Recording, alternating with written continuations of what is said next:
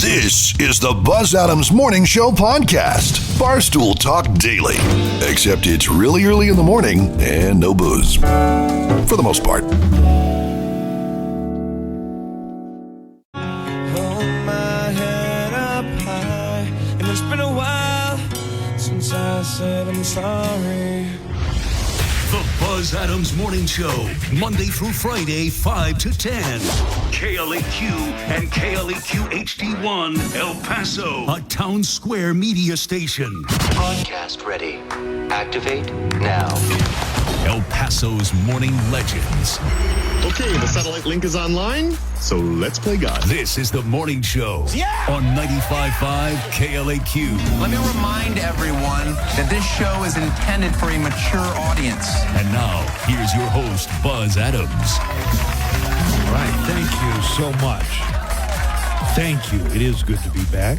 Everybody, welcome to the show for this Tuesday. Only 2 days until Thanksgiving. Morning, Joanna Parva. Oh, good morning, Buzz. Welcome back. Well, thank you. I did Glick it over the weekend. You glicked it. Yeah, I don't know if it counts. I didn't do it on the same day. Oh, really? Yeah. That still counts. You saw them? Did Wicked Both of them? one day, then did Gladiator the other. I feel like it would be emotionally taxing to do both on the same day, right after the other. It would be taxing to sit through that much cinema in one day. So. Oh, here's something. Wicked is only half of the movie. What do you mean it's only half of the movie? Did you see Wicked on stage ever? I have not. I've never seen it. It's only when they get to the defying gravity scene, that's the movie cuts off. So they're doing like Broadway rules where it's like... It's an intermission, but for a year. Really? Well, my daughter says the next Wicked 2 comes out in a year. Shut up. No. That's something I think a lot of people would have loved to have known. Yeah, I didn't hear anybody mention that. Nobody mentioned that. I mean, are the onerous spoiler rules in effect for Wicked? I mean yes. It's a Broadway play already. I know. Well, based on there's a couple of movie great and a cameos. book. Oh, okay. Ooh. Maybe those should not be spoiled. Okay, fine. You mustn't spoil it. Gladiator. Yes. Gladiator was trying so hard to be the Gladiator that came out 24 years ago. Oh, no. It fell kind of flat. I thought Denzel Washington was really phoning it in on this one, which he never does. Really? Mm-hmm. Oh my goodness. And there was some Jumanji level of CGI. No. Yeah, when you go see a big, huge budget Hollywood movie and they have CGI, you expect it to be better than the CGI from the original, not even the Dwayne "The Rock" Johnson Jumanji, the Robin Williams one. Oh. Remember those CGI monkeys that were running loose? Yeah, there was some pretty bad CGI in there, so no. I cannot give a thumbs up to Gladiator 2. Oh, no, thumbs down. Are you not entertained, Buzz? I felt like I'd seen this movie before plenty of times. Yeah. Good morning, intern Alberto. Good morning, Buzz. Can I read some correspondence our boss got? Yes. That pertains to you, Alberto? Yes. All right, you ready? This is a message for the Buzz Adams Morning Show. Somebody wants to know, how old is Alberto?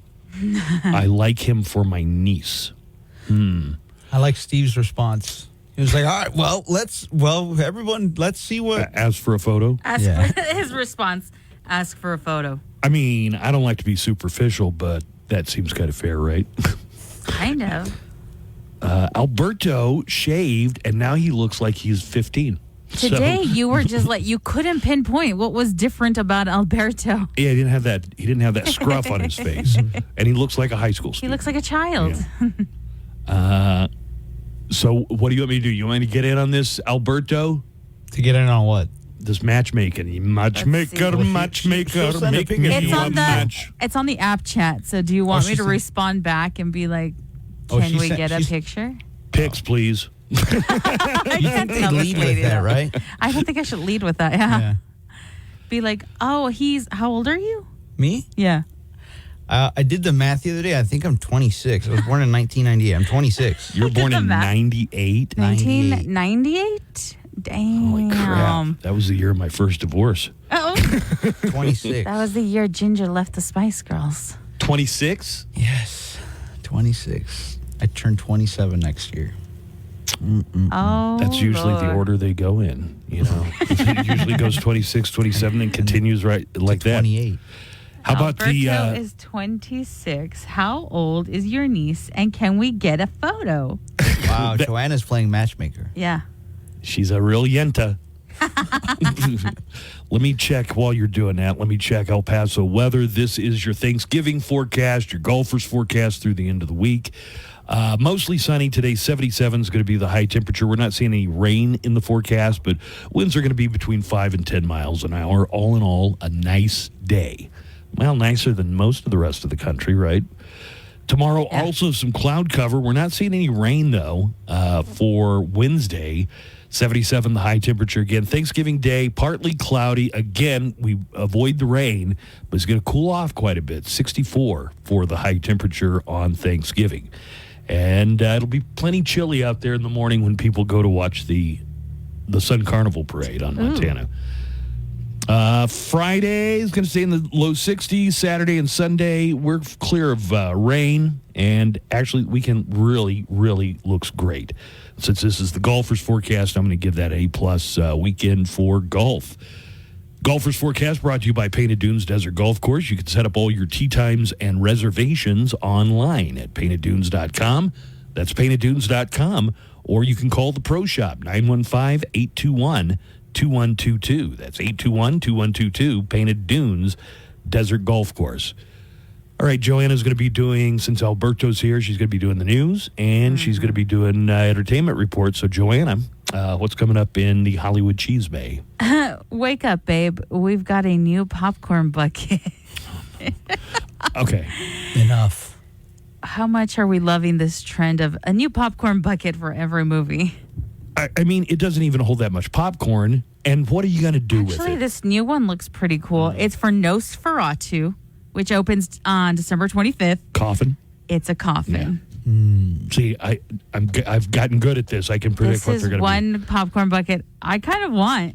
Okay. What are you going to do? People who get the popcorn bucket, you got to put them on your wall? You got to put them in a curio cabinet? What are you going to do with these things? This coffin I can use as decor around the house. That would Maybe match your idiom. my aesthetic. Your aesthetic. That's the word I was looking for. Also, do you have any idea what Craven the Hunter is supposed to be about? Yeah. Craven the Hunter. I just keep seeing the trailer to it, but I don't got that fully understand. Aaron Taylor Johnson in it. But I'm here for it because of Aaron Taylor Johnson. He looks amazing in that. Yeah, he's been really roiding. I mean, exercising at the gym a lot. Craven was one of Spider-Man's main enemies. So Craven the Hunter got some kind of serum that gave him superpowers, and he goes and hunts wild animals with his bare hands. Oh. Yeah. So he's part of the Marvel Universe. He's an RFK type. Okay, sure. Yeah. Craven the Hunter had this badass jacket that was made out of a lion's head in the comic books anyway. Right. And I always liked when Spider-Man had to go up against Craven the Hunter. Oh, okay. So Who would win? I mean, Spider-Man was Spider-Man usually won in the long run. Nice. But yeah, it's Not this single clue what it's about. This is the second Marvel character Aaron Taylor Johnson has played. Oh, yeah, that's true. Quicksilver.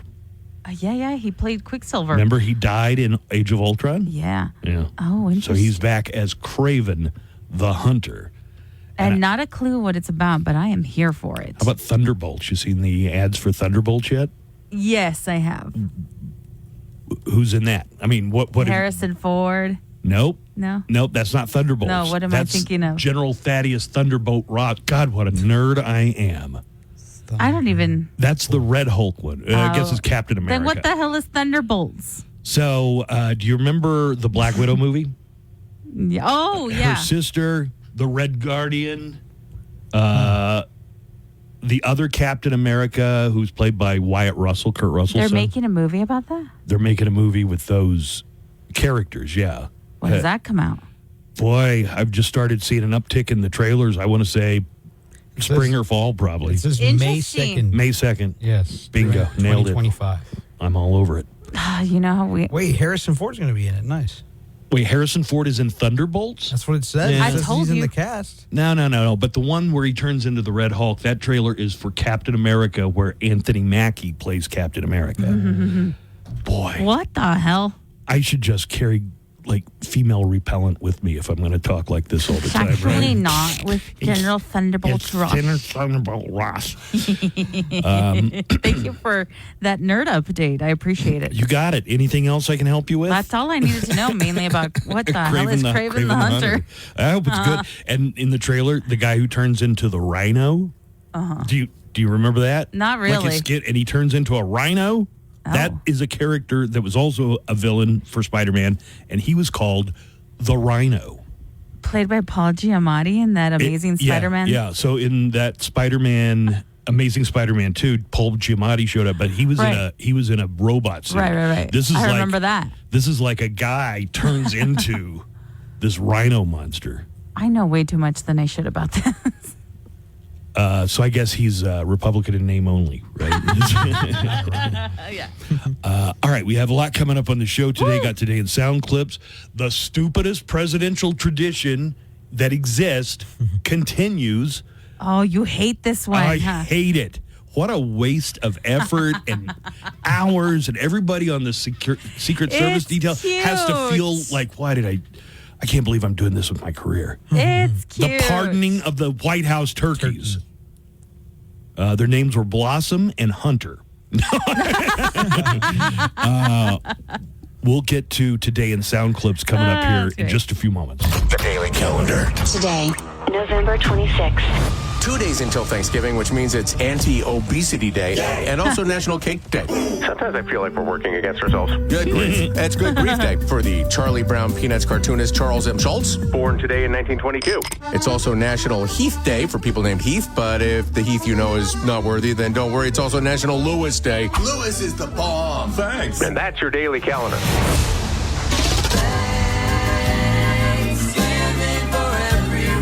Happy Thanksgiving from the Buzz Adams Morning Show. In a beautiful venue, Chinese restaurant, the best Chinese food in El Paso, 7111 North Mesa. El Paso's own live and local. The Buzz Adams Morning Show. 95.5 KLAQ.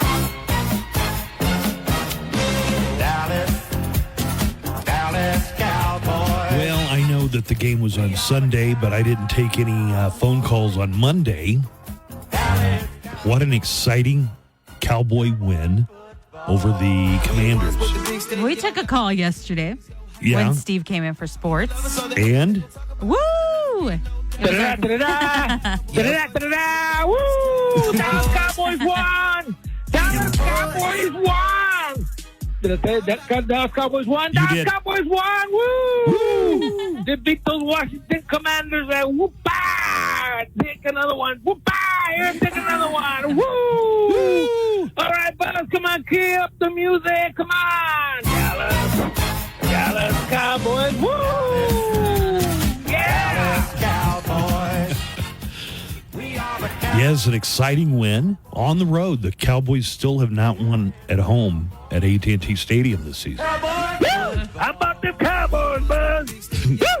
I think this is a different guy doing his impression I think so. of Cowboy Yeah. guy. Woo! How about the Cowboys, Buzz? Woo! Super Bowl bound, baby. Cooper Rush, Captain America. New York Giants, Thanksgiving Day. What you gonna do? Cooper Rush and the Dallas Cowboys come after you. Woo!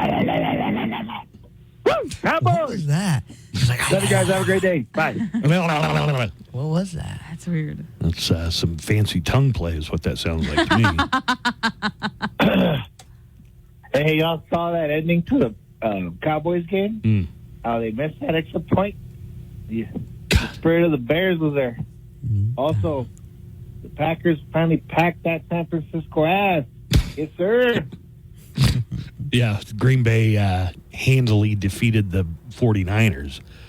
But the final 3 minutes, really, of the Cowboys-Commanders game was crazy. So Cowboys went down, scored, and then the Commanders scored on a long touchdown. It must have been like 80 yards or something. And then to tie it up, the kicker shanks the extra point. The extra point is supposed to be like a 2-foot putt.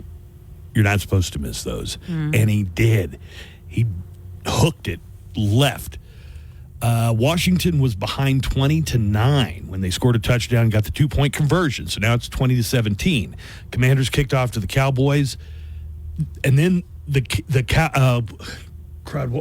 can't think of his name right now. Anyway, the special kicker? The special teams guy who picked it up did this fancy spin and ran it 95 yards. Kevontae Turpin. That's who it was. That little spin, yeah. Thank you, Alberto. That was one of the fanciest little pearl moves I've seen in a long, long time in the NFL. Line drive to Turpin, and it bounces through his legs. Yeah, watch this. Kevontae Turpin spinning free. Here he goes.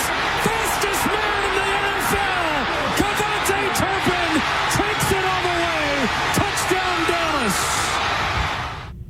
Half a minute, no timeouts. Daniels throws down the sideline for Terry McLaurin. McLaurin is loose. Lightning strikes twice. All right, so it's super exciting plays back to back. All of this in the last 3 minutes of the game. So all they need is the PAT to tie the game, and then this happens. Hey, Washington! This is unbelievable. Seibert's got to have butterflies here for the tie. Low snap. It is no good. And the worst special teams day in history has a fitting finish. I'm not even sure what we just watched. And then, did you watch this one, Alberto? I watched it. Did you watch the end of it?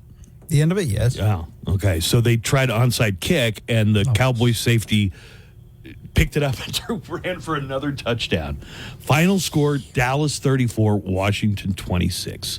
So the reason they called it the worst special teams day in history is because that guy, the kicker Austin Seibert from the Commanders, he made 2 of 3 field goals, but he went 0 for 2 on the extra points, which are supposed to be, like Buzz said, automatic.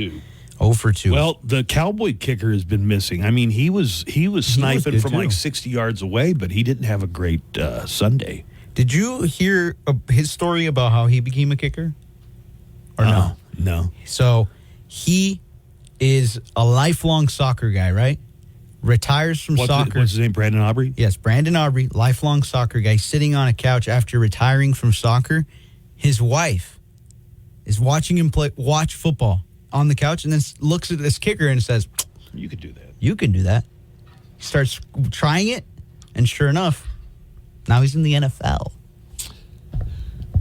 Yeah, he better get back to his old self, or he won't be in the NFL for much longer. And right? now, today in sound clips. All of the day's news with accompanying sound bites and actualities. Biden pardoned his final 2 turkeys. Aww. I will say this again, and it is a hill worth dying for. We should not be spending any resources so the president can go out and have a photo op with a couple of turkeys. We need to pardon Biden. President Joe Biden ran down the list of all 8 turkeys he's pardoned since his presidency, including the 2 turkeys this year, Peach and Blossom. The last 4 years, I've had the honor to continue that tradition by pardoning Peanut Butter and Jelly, Chocolate and Chip, Liberty and Bell, and today, Peach and Blossom will join the free birds of the United States of America. The free birds. Free birds. Free bird! You had a really good chance if you were named after like a food. It was a bunch of like peanut butter. What? How does this help anybody? How does this help America? Why is this a good expenditure of effort and time? It's a cute tradition. Why do you hate the turkey I don't know. pardoning? I hate the turkey pardoning. You hate it so much. Yeah. President Joe Biden ended his turkey pardoning on a patriotic note. And the fact that we're blessed to live in America the greatest country on earth, and that's not hyperbole. We are. No matter what, in America, we never give up. We keep going. We keep the faith. We just have to remember who we are. We're the United States of America. There's nothing beyond our capacity when we do it together. Mm-hmm. The turkeys are just like, we're still getting pardoned, right? What's happening Right. here? You remember the sheriff in Kentucky who shot a district judge and killed him? Oh, I do. This I was did a see couple months ago. Like inside the office, right? Yeah, Yes. went to his office. The former sheriff of Lecter County, Mickey Steins, pleaded not guilty to the charge of murder of a public official. His arraignment was yesterday. Steins is accused of shooting District Judge Kevin Mullins in the judge's chambers. Let's hear a little bit of the audio from the court. Do you desire to waive any of the... We'll waive a formal reading and enter a not guilty plea at this time, Judge. And you're satisfied that Mr. Steins is aware of his rights? Yes, Your Honor. The nature and substance of his murder? Absolutely, Your Honor. The grand jury indicted Steins. Before the grand jury decision, Steins had pleaded not guilty to a charge of first-degree murder. Judge Julia Adams decided yesterday to keep Steins in jail without bond because of community safety concerns. They still haven't publicly disclosed a motive in the killing. Do you want to hear a little bit about the Bible curriculum in Texas classrooms, or did you guys talk about this some yesterday? No. Go ahead. So they're kind of doing a carrot and a stick thing. It's like if you use this curriculum, which incorporates the Bible into lessons, we'll give you extra funding. And some schools are so strapped, bring it on. But it would do things like when they talk about Abraham Lincoln and the Emancipation Proclamation, it's going to teach, well, it was because of Lincoln's great religious faith. Those are a couple of examples that they gave. Here is the Director of Government Relations with Texas Values, Mary Elizabeth Castle, says the new curriculum refers to the Bible as an ancient text. The way that they're taught in a setting that children can study the Bible as a piece of literature, which it has been recognized as for so many years in the Western world. Yeah, I mean, I think that kind of thing belongs in a comparative religion class or, some kind of Old Testament history, something specific for that. And you really something can get that is optional, maybe. To incorporate it into, like, your history lesson about the Civil War. Right. Let's put the Everyone focus. put on, let's put the take out focus your on Bibles. history, not the Bible. Nah, let's show the Abraham Lincoln vampire movie. Here is Amanda Tyler of the Baptist Joint Committee. She says she is disappointed by Texas' decision to include Bible-based curriculum. Well, I'm very disappointed by the board's 8-7 vote to approve this flawed curriculum that thousands of Texans voiced their disapproval of to the Texas State Board of Education. I mean, even if you are in favor of your kids learning about Christianity, let's say you're a Christian, do you want somebody else, especially a government bureaucrat, teaching your kid religion? Hey, yeah, that's a good point. I didn't What think if of they it like teach that. it different than the way you would have taught it? And can't you go to church like 3 times a week? We could. Sunday morning, Sunday night, and Wednesday night. Yeah, there's plenty of opportunity for you to go to learn about the Bible. Amanda Tyler of the Baptist Joint Committee highlighted potential religious liberties issues with the new Texas curriculum. We had profound disagreements with the curriculum, the way that it incorporated teaching of Bible stories to kids as young as kindergarten in their reading and language arts classes, because of the ways that it will interfere with the religious freedom rights of kids and their families if it is implemented. All right. Hey, Nico. Good morning, buddy. Good morning. Bright-eyed and bushy-tailed this morning? Oh, yeah. Late to work, who gets a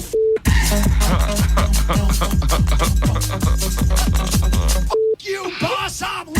I'm late. What you gonna be doing about it? I said I'm late. You gonna fire me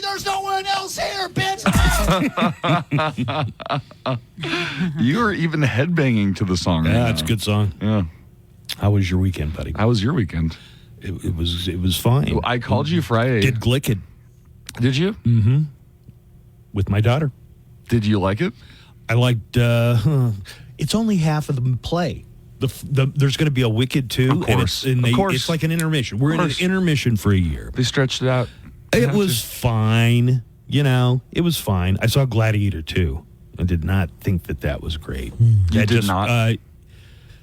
It just seemed like they were tricking you into seeing the same movie that you saw 24 years ago in 2000 with but bigger Russell Crowe. And better. It's not really, though. I didn't think so. I was severely disappointed. Oh, no. Well, sorry about that. Let's see.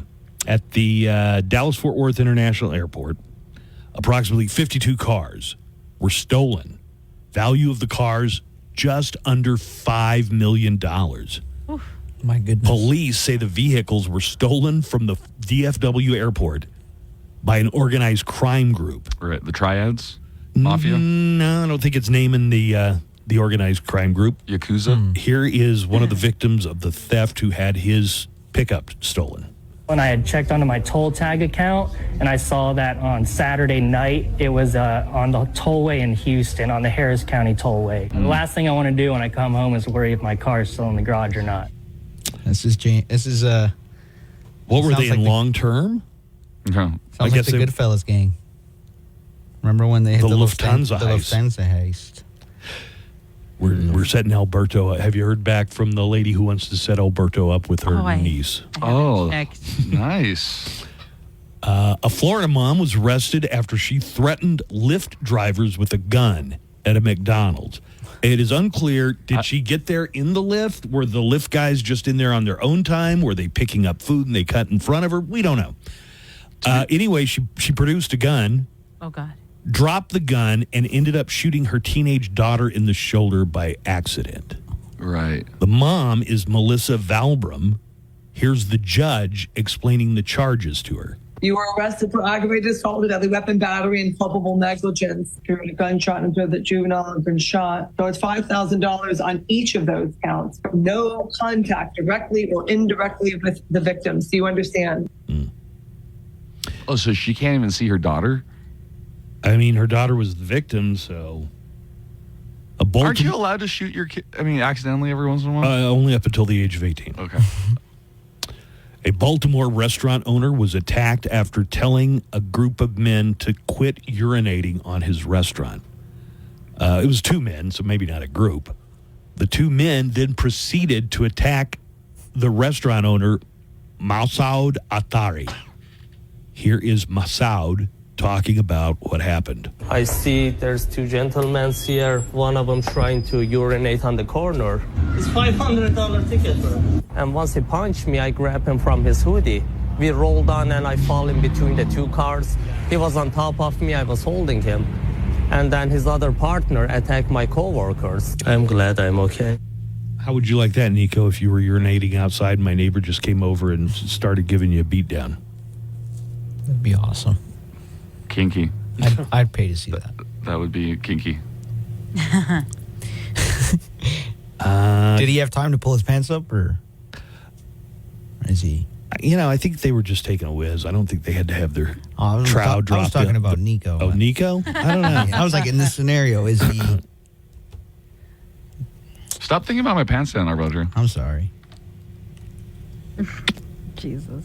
And a school bus driver who was new on the job was fired after leaving 40 kids at the wrong bus stop in freezing temperatures. This happened in Colorado. The driver got fired, could face criminal charges after dumping 40 elementary school kids on the side of the road in freezing weather. He was filling in for another driver and didn't know the stops. Seems like you'd leave somebody a note for something like that, right? Here are some of the elementary school kids that were on the bus talking about how scared they were. We got on the bus and there was a substitute and he wouldn't let us leave the school until we stopped talking. And he was skipping all the kids' stops. And we felt like when he was driving and missing our stops, like we were getting kidnapped. He stopped right here at this intersection, and he said, "Everybody get off my bus." And then everybody was like stressing, like crying. And we forgot our jackets on the bus. Me and my little sister, we live like 2 miles away from here. We had like no idea what to do. I love when kids tell stories. Mm-hmm. And we were like getting kidnapped, and I pulled my gun out, and I thought I was so many details. Thought I was going to Juarez, and I shot him. Oh my God, Nico, God. That's what happened to the other guy. I know, but God, this is kids we're talking about. We don't have White Castle restaurants, but you see those burgers in like the frozen food section. Yeah, you can buy the frozen ones still. I've never had like a fresh, non-frozen White Castle just because I don't think there's one. Are there any in Texas anywhere? I think they're more of like a Chicago, Midwest thing. I don't know. You want to go on a road trip to find one? If I go on a road trip, I'm going over to the east side for my Schlotzkys. White Castle is being mocked online for claiming that you can use their burgers to make a really good Thanksgiving stuffing. Go on. Here's what White Castle official posted on Instagram. You ready?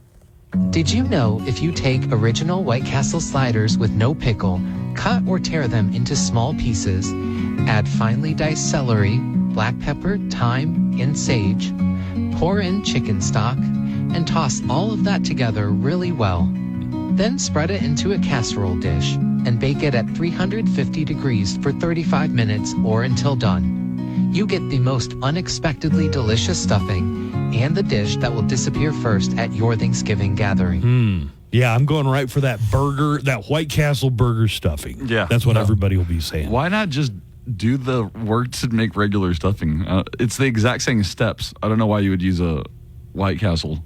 Wait, stuffing doesn't have hamburger meat in it. No, exactly. That's what I mean. That's the only thing that they posted that on their Instagram. Some stuffing has like ground beef. Yeah, it has meat. You're right. Yeah. Not at my family. No, you're missing out, buddy. Some of the commenters are made fun of White Castle. One said, "It's not too late." Wait, I got to beat myself for this one. It's not too late to take this down. In the post. Another says, "If you bring this to Thanksgiving, you will never be invited again." So give it a shot if anybody does the White Castle burger. And I wonder if it applies from the frozen food, because that's pretty much the only way you get a White Castle, unless somebody goes to Chicago and you have them bring it back for you on the plane. Come on in and be seated. We're already eating. Welcome to my crazy home. There's green bean casserole and warm crescent rolls. But please leave all that stuffing alone. Even though I was starving, I did all the carving. But turkey is not what I need. Keep the cranberry sauce and that gross bowl of squash, but send all that stuffing to me. All the stuffing, I just cannot stop. All the stuffing, I'm about to pop. All the stuffing. Hey, this is stove top. We are homemade. This is a scam. 95.5 KLAQ. The WesternTech.edu can get started today. Don't give up. Rise up at Western Tech. College for the real world. Live from the KLAQ studios, the Buzz Adams Morning Show. Courtesy of Glasheen, Vyas, and Enderman Personal Injury Lawyers at GVILaw.com.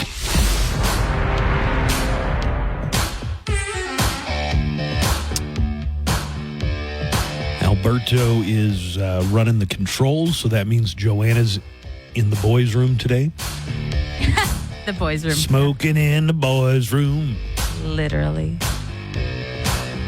Joanna will be doing the Hollywood Cheese May and also news. What was that you teased me with on the news? Because I'm in news. Yeah, I don't think I gave you a news. No, I know, but you did off the air. You were like, Word of the word of the year. I will let you know dictionary.com's word of the year. And it's not brat. I'll let you know that. Yeah. Okay, Alberto, we're going to get to the Mo Show calendar in just a few minutes, so have that ready to go. No update on the lady who wants to hook up Alberto with her niece. You got back to her, huh? It's also 6:40. But people are asking the important question here. Does the niece like Chili's, though? Wow. That's, I think, important. Why is that Alberto's move? That's Alberto's. Take a girl to Chili's. Okay. Yesterday we had a discussion on fast food first dates and how surprisingly 66% of women think that it's okay to go to a fast food place on for a first date. Yeah, and 54% of men agree. But then 64% of those women are teenagers on TikTok. And so Alberto mentioned that he had recently asked a girl on a date to Chili's, and her response was, I don't like Chili's. Okay, Applebee's then. That's even worse. Chili's I don't know is why better. you say that's worse. Applebee's is great. I love Applebee's. Chili's is feeling good in the neighborhood. You get the 2 entree special for one. You get your baby back, baby back, baby back, baby back. Somebody called about this topic that you're mentioning. Hey, good morning, guys. You guys, talking about fast food first dates. Yeah. So it made me think about supporting local business and stuff. So instead of national food fast food chains, what about a local fast food joint date? For example, like Chico's Tacos or We did talk about that. Yeah. And also on that same token, what do you say, Roscoe's? Oh, Roscoe's? Yeah. Roscoe's is a good one. Yeah. Charcoal. Charcoaler. Institution. That's great. You yeah. can pretend it's like the 1950s and We you're were at a drive talking about that in. yesterday, like drive-in dates. And how like the privacy of your car was kind of like chill because you get to, hang in You there. get to have the a great burger, the fries. conversation with someone. I'm sure that there's If someone wants to have a conversation with me, that's what I said to do. No, I'm just saying that I'm sure there's women who would be fine with that. I don't know, like if that would be the dating that I would like. I want to meet a girl who's probably got I don't know, maybe she's a doctor, maybe she's a lawyer. You would say that escargot eater. I don't know, maybe she's an engineer. I don't know. You're just looking for a Boy, sugar you're aiming mama. pretty high, man. Yeah. So fellow comedians are out for Nico Oh, yeah. and Jimmy. You don't date other comedians? I try not to. Wow. Okay. and also on that same Anymore. token, speaking of that, because I love burgers. So what is you guys' opinion like on a local joint with the best burgers in town? Roscoe's pretty darn Roscoe's. good. I mean, that's the one that comes to mind for me. Yeah. Applebee's, it's pretty good. He said a local. When you That's got what a I said. burger and it's in a basket and there's like a full inch of grease just across the bottom, you it's know the that's going to be greatest. delicious. Papa Eric's also is a good contender for that. Ugh. All right, so making the pitch to Panda Burger. shop local. I appreciate Local that. fast I do food. love supporting Frisco's. local. You ever Frisco's. had Big Kahuna Burger? It's the Hawaiian burger joint. Oh, wait. Are you making a joke? By Texas Roadhouse? I feel like there's a joke here. My girlfriend's a vegetarian, so that means I'm pretty much a vegetarian, but I do love me a good burger.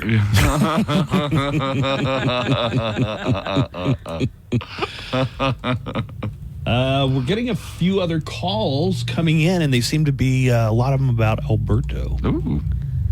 So good morning, guys. They're like, let's Hey, jump so on. who do we email or what to keep Alberto on the show? Alberto's pretty cool. Should keep him on more often, be part of the morning show. Maybe they'll cut one out and he's never on, you know? No. What'd you say? You guys have a good Thanksgiving. We should have a vote. We've actually traded me to some Martians, a Martian radio station. I've been traded there. Not helping yourself. Yo, I just wanted to say, Alberto, you're doing it the right way, brother. You're playing the mind tricks with them, which is very important. See, that's what I did with my girl. First date, we went on Domino's, bro. And we took that home. We took that home. We just chilled, watched some Breaking Bad. Yeah. Now I'm with my girl for like 5 years, bro. Oh, my God. See, you play that game where you act cheap, right? So you get to really see if cheap. that girl's really down for you or she just wants that money. So, hey, you're doing it right, Alberto. Keep taking them to Chili's, my boy. keep taking them to fast food restaurants. And then once you find that one that's down for that fast food restaurant, ooh, you better keep her, my boy. Treat her like a queen. I don't know if I like the word testing her, but okay.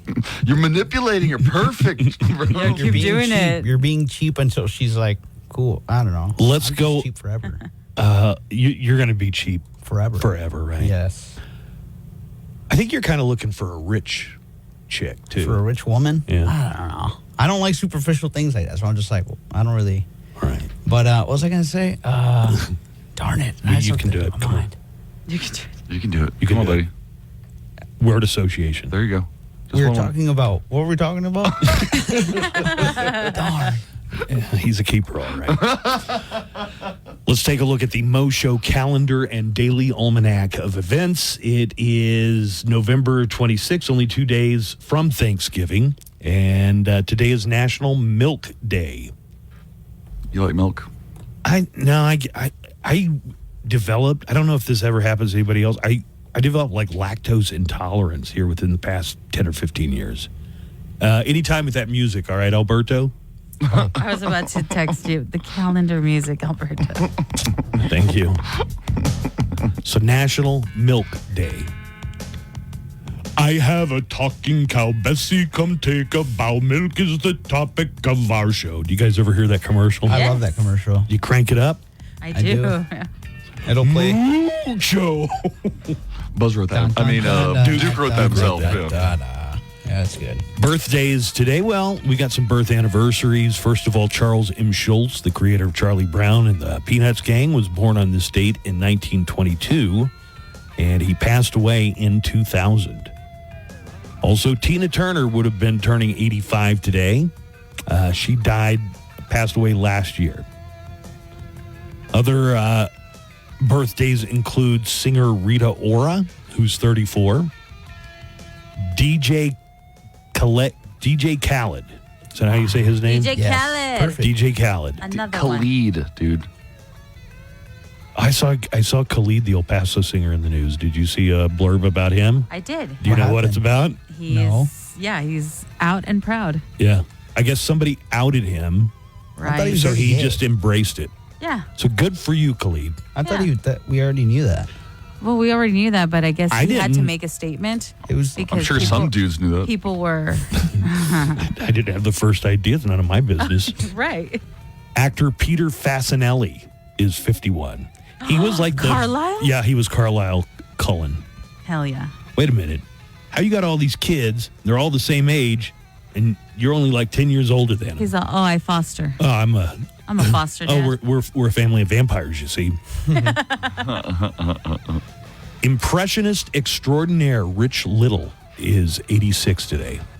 I used to get Rich Little like record albums to listen to him and wish that I could impersonate people really. as well as he could. Yeah, he was really great. Dates in history.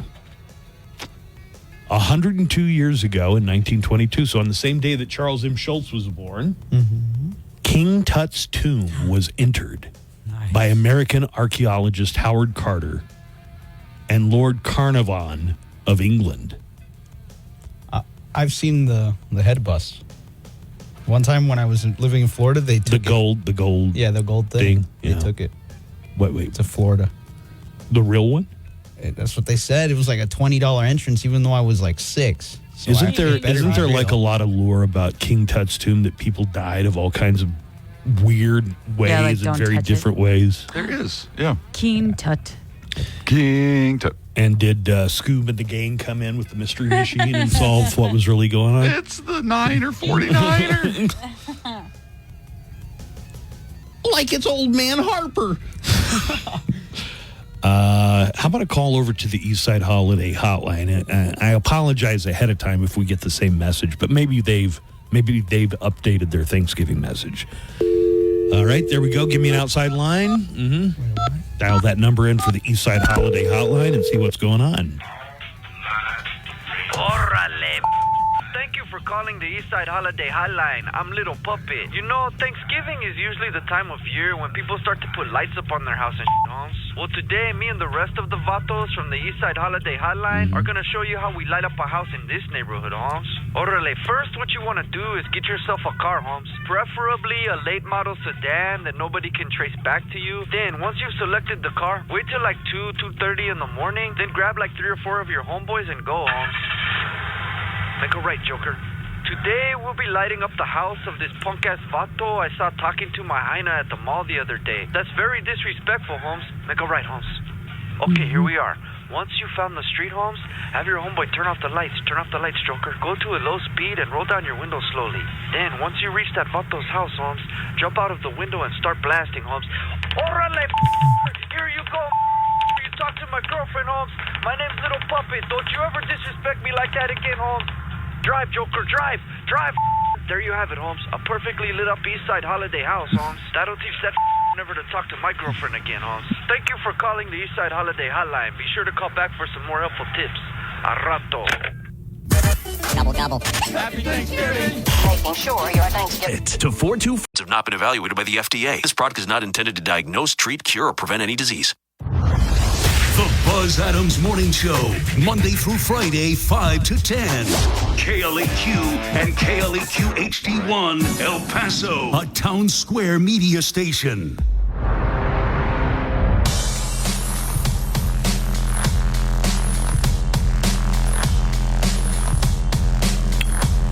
Joanna has the Hollywood Cheese May on the way in just a few moments. We got a call about the Thanksgiving parade on Thursday morning. Woo! So I've gotten a couple of invitations to a couple of different places. Nice. But Lovely. they have it in the morning. God, can't they The have parade? it? Yeah, can't they have it like at noon? Well, that's when people are eating. Who else has invited you? Let everybody know. That hasn't invited me. To watch the parade? No, If it's Nico. to your Thanksgiving dinners. We're talking about the parade. Who invited you to the parade? I got an invitation to go check out the parade. Yeah. I've gotten and a I couple. think I may go. I've always that's wanted interesting. to. Is it at? Did it come from Brad? No. No. I got one from Marina. Did yours come from? Oh Brad? no, it's the same one. Oh, okay. Well, no, they're two different ones. But one of them has free Bloody Marys all morning long. Marina. Is that the one you're going to? I'm going to Hell try yeah. to sneak into I'll that see you one. Thanksgiving All morning. right. Wow. Hey, Buzz, Joanna, Nico, morning, and maybe Alberto, possibly. Morning. Yeah, Morning, he's here. And sorry, I'm getting ready to take my dog for a walk, and she just goes crazy. Are you ready? Are you ready? That's his child. 5 my points, God. guy. Get it together. When you hear that 5 points guy, first of all, he's enormous. He's like 6'5". Yeah. And must go 300. I mean, he is just a huge dude. Are you ready? Are you ready? Come on, puppy. So that's really funny. Who's a good girl? Are you ready? Who's a good girl? Yeah. Anyway, so I already had 2 vendors come up to me asking me about the parking space here and if there's any available parking and where they can park. You remember 5 points guy lives on the parade route. Yeah, and he said does. he's got he a does. great view of the parade. I've been to his house. So I'm like, yeah, man, you can take my spot. What you got? Oh, come by. We got champurrado, tamales, menudo. Oh, so these are the vendors who came up and said we need to park, and so they're wheeling and dealing on what they'll give 5 points if he provides a parking spot. Asking me about the parking space here and if there's any available parking and where they can park. So I'm like, yeah, man, you can take my spot. What you got? Oh, come by. We got champurrado, tamales, menudo. We'll hook you up and you give us your parking spot. I was like, hell yeah, bro. I got 500 parking spots in this hood. So I'm really looking forward to the Thanksgiving Day parade, man.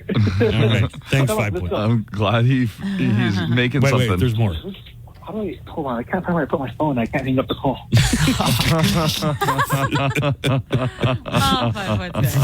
Oh, God, that's funny. That's hilarious. Okay, yeah, if he's got 5 spots, he could make a dime. Make some nice money off that. He's got to sell them before his neighbors get the idea, though. You know, if you live in a college town that has a really, really great football team, like if you live in Tuscaloosa or Norman, Oklahoma, and you live anywhere near the stadium, you have a source of income for the entire college football season because people will pay to park in your driveway or your yard. Some people are just like, screw the grass at $25 a car. Go ahead. They just pack it up, and you still got to walk, 4, 5, 6 blocks. It's like that at Lambeau Field too. Have you seen that? Because Lambeau Field's built right next to residential. Also, Green Bay is not a big town. No, it's not. It's not like most of the, it's not New York or LA for sure. It's not a big market. That's why Aaron Rodgers left. Let's see. Today is Anti-Obesity Day. Great. It's also National Cake Day. Hey, congratulations. It just seems like mixed signals to me. Yeah. What the hell? Cake and obesity And day? Obesity Day. I love you like a fat kid loves cake. Why doesn't America get fun toppings for their pizza like they do in China? What kind of toppings do they have in China? Well, Pizza Huts in China are now selling a new pizza that comes with deep fried frog on top. Of course. Yeah. No, I've got a good craving for that. Every once in a while, you get a little craving for frog. Are they talking about the whole frog? Is it in the shape of the frog, or is that it just would be the legs? freaky. Frog legs, probably. You assume, but did you report on this story yesterday, Joanna or Nico? Macy's had to delay its quarterly earnings report after they realized a single employee hid $154 million worth of expenses over the course of 3 years. Oh, my God. How do you hide $154 million in expenses? Do you know anything about this? Yes, so it was a single employee who intentionally made accounting accrual errors. So they were accrual? Yeah. Errors? ACCRUAL. Accrual. All right. Sounds financy. Yeah. But $150 million. That's not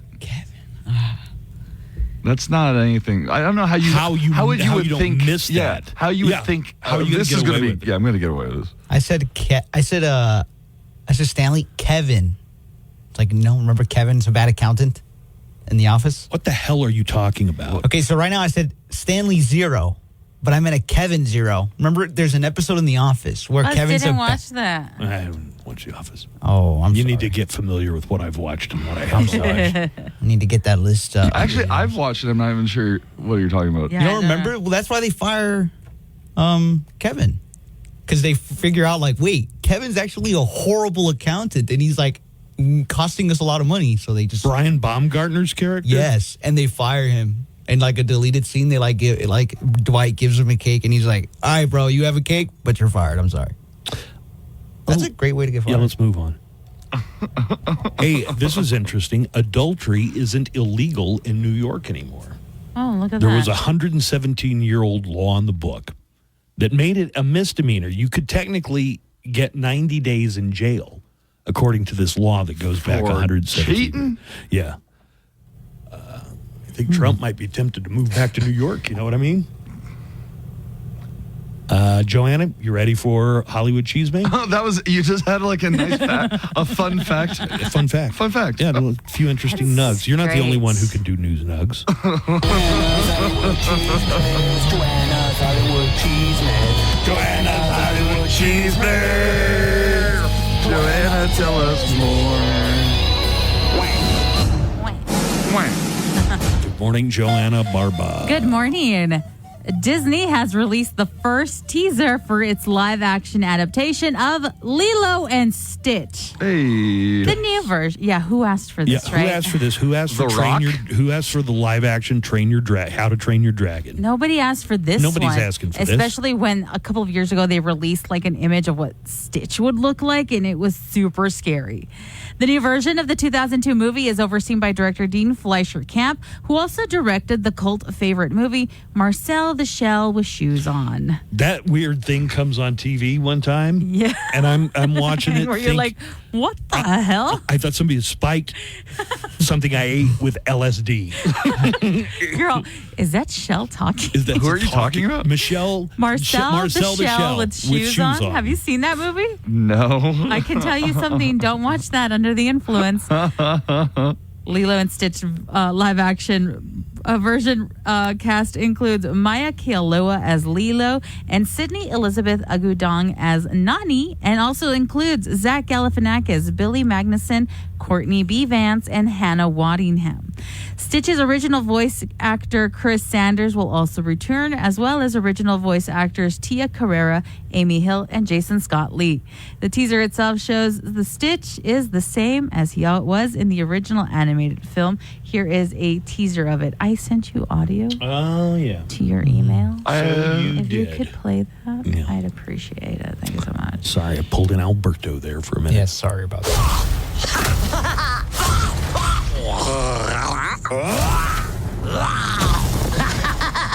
Sounds like a good plot. If anything, I'm glad it's the original voice actor. The live-action Lilo and Stitch hits theaters on May 23rd, 2025. He looks pretty good. I'm watching it right now. Because they had to reset it because he looks scary in the beginning. Glenn Powell added an intriguing prize to a Glenn Powell look-alike contest. The contest, which you can read all about over at KLAQ.com, was held Sunday in Austin, Texas, and two very qualified judges helped choose the winner, Glenn's aunt and his mother. To make the grand prize even more special, Powell himself called into the contest to add a secondary prize, a cameo appearance in his next movie, but not for the winner himself. The prize would go to a member of the winner's family. Why? Because Powell is known for putting members of his own family in cameo roles in his movies. So it makes sense. Here is Powell. Today, the winner of the Glenn Powell Lookalike Contest wins their parents or any family member of their choice a cameo in my next movie. I am completely serious. This is a cash value prize of $6 billion. All right. He's great. I still don't love know him. who this guy is. You don't know who he is? They said he was in Top Gun Maverick, but all I remember is that Miles Teller. He was kind of. Was he kind of in the background? I guess I never watched. Was he in the shirtless beach football scene? Oh, I don't know. I haven't seen You it. never saw it? No. Actually, neither. You're just saying yes. Well, congratulations to the winner of the lookalike contest, physician's assistant Maxwell Bronstein. Or maybe we should congratulate his family.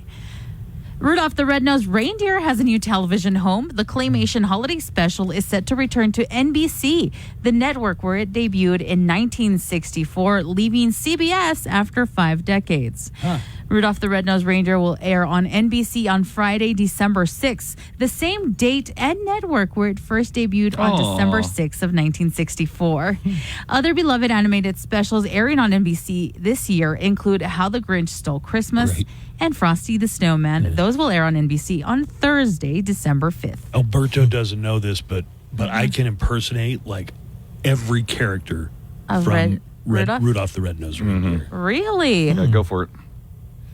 You're an elf, and elves make toys. Okay. I want to be a dentist. Okay, now do Rudolph. Rudolph was like a girl doing the voice. Hermie the elf. That was Hermie. That was Hermie? Yeah, that was I Hermie. just want to be a dentist. Do the Rudolph. You can't do it. You need to wiggle your ears and go hee and ho ho. You can't do any of the reindeers because that was all little kids' voices. Some of them were. What is the little girl reindeer's name? Clarice. Clarice. His nose blinks like a blinking. Cute. I'm glad that you can remember all that. That's great. It's very, very formative to my coming of age. Oh, did you watch it a lot growing up? Is that when you realize you're gay? No. You guys don't. You guys don't know the story? What story? So Of Rudolph the Red-Nosed Reindeer and how he couldn't play all the reindeer games because of his glowing nose? No. But with that nose so bright, he led Santa's punch him sleigh at night. That cartoon was on when I first received the tender touch. What? What did you say? When you first touched a boob? Wow. That's what I said. That's what I said. I saw that from over here. I was like, oh my Lord. While Rudolph was on. With Rudolph on in the background? And I'm like, his nose wasn't the only one red that night. No toy can be truly happy until it is loved by a child. No wonder it's so formative in your mind. We should all know less about each other. Oh my God. I can't believe that was on in the background. Freshman year of college. So I was in the dorms at my school. They were not co-ed dorms. So I got invited to a house party. I show up at this house party, but it's just me and the girl. This girl that was in one of my classes. Hey, where is everybody? Right. For the party. I knew that you like Rudolph, so I thought we'd watch Rudolph. It's on Was that the tonight. first time somebody had ever touched you down below, though? Yeah. Other than my doctor. Under the sea? Oh, my goodness. Like for my football physical Down in high under, school. eh? Buzz Adams. And Rudolph Gross. was on in the background? That's so weird. I know, and I was just singing along. I am not just a misfit. I am more than a nitwit. You can't fire Buzz me. certainly I quit. had a spring Why in his don't step. I fit in? Did you have a spring in your step after that? Sure did. He's like, hold on. This is the best part. Watch with me. I can't believe that. We should know less about each other. Nobody wants to play with a Charlie in the box. Somebody certainly played with a Charlie in the box that night. And it popped out. Gross. We need to know less about each other. Oh my God, this next story is a little fitting. The Boys' 5th and final season is officially in production, and showrunner Eric Kripke has revealed the title of episode 1, and it looks like a direct reference to a certain X-rated soup that we all know and have loved.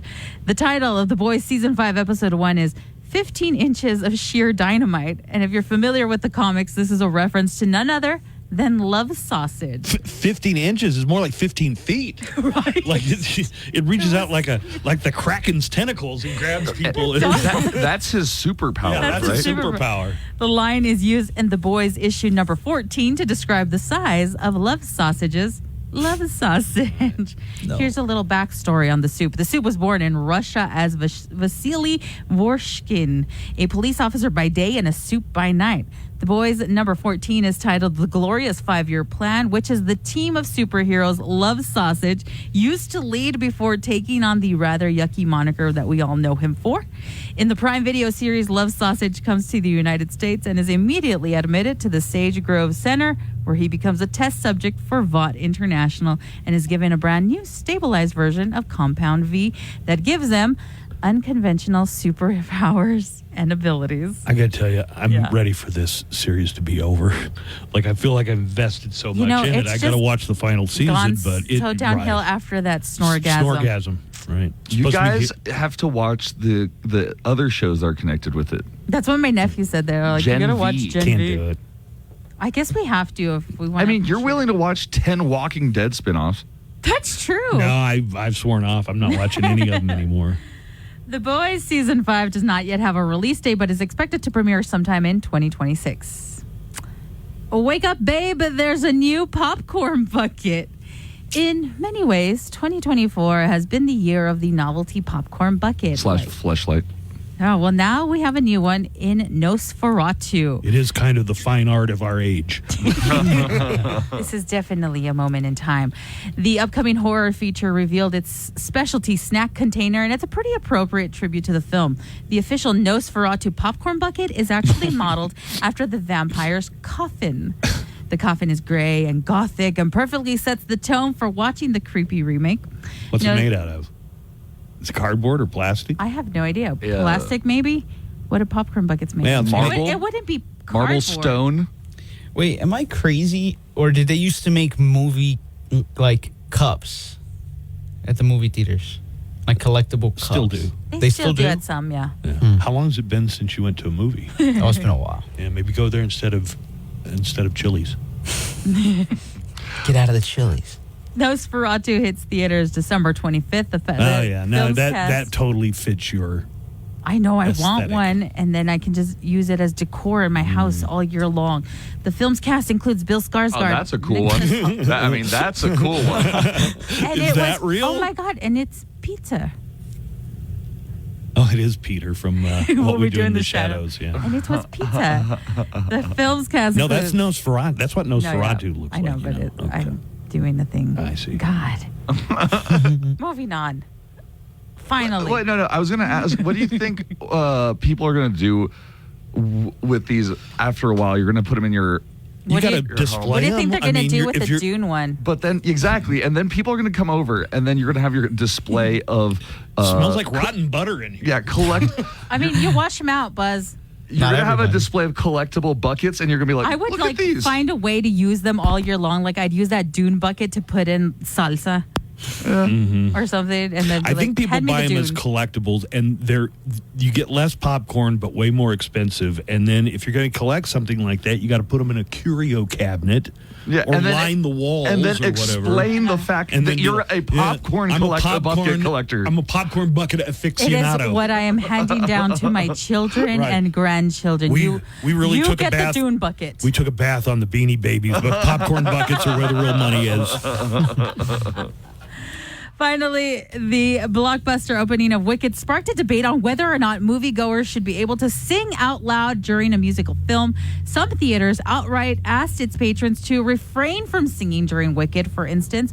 But The Rock feels a little differently. Correction, I do not have the clip of The Rock. I do have the clip from Ethan Slater. Who's that? He was in the original Wicked. Well, The Rock feels a little bit differently, telling the BBC on the Moana 2 red carpet, quote, "Sing! You've paid your hard-earned money for a ticket and you've gone into a musical and you're into it. Sing, especially if you love the music. That's the fun part." I mean, you're not going to be louder than the screen, right? If you Maybe sing along. not. Sometimes it gets a little loud. Like if everybody's collectively I'm sure singing, nobody complains at a Taylor Swift concert, and I'm sure most of the people are singing every word of every song. at a concert, yeah. But Wait. this is a movie.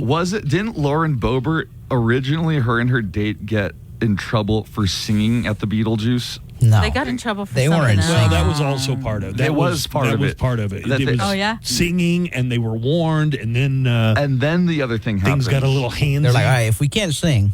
Okay, so interesting. Wicked, Ethan Slater was, I think he was Prince Fiero. Never seen it. No, you've never seen it? I've never seen Wicked. He put in his 2 cents about whether fans should sing along to musicals in the theater. I've been seeing the conversation. I feel like I'm of two minds because it is really fun to be in a theater full of people singing. At the same time, I also think that they're doing some sing-along showings, right, in December, and maybe that's the best venue for it. Yeah, you could make the argument. I paid to hear the actors sing. I think a movie, yeah. If you're in a theater, though, like, I don't know. I'm going to go see Beetlejuice. I know every song in a live already. Theater? Yeah. Yeah, I don't know. Like Nico was right. Lauren Boebert got chided for that. Welcome to a show about death. Yeah, imagine. With your entertainment news, I'm Joanna Barpa. Well, I'll review my Glicked weekend. So I saw Gladiator 2 and Wicked over the weekend. It's the biggest movie in America, Wicked, but it's also the biggest problem in America. People singing along with the songs from Wicked while they're in the theater. I think I'll try to find gravity.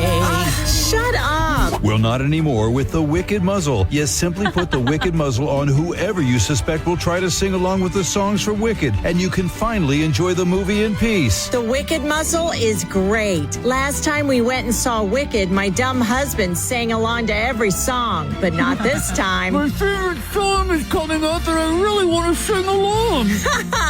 Oh, well. The Wicked muzzle. Ooh, Popular is coming up. Oh, man, I really want to sing along. Too bad, honey. Requires eligible plan, coverage, and other restrictions apply. Visit att.com/one network for details. Oh, we're back.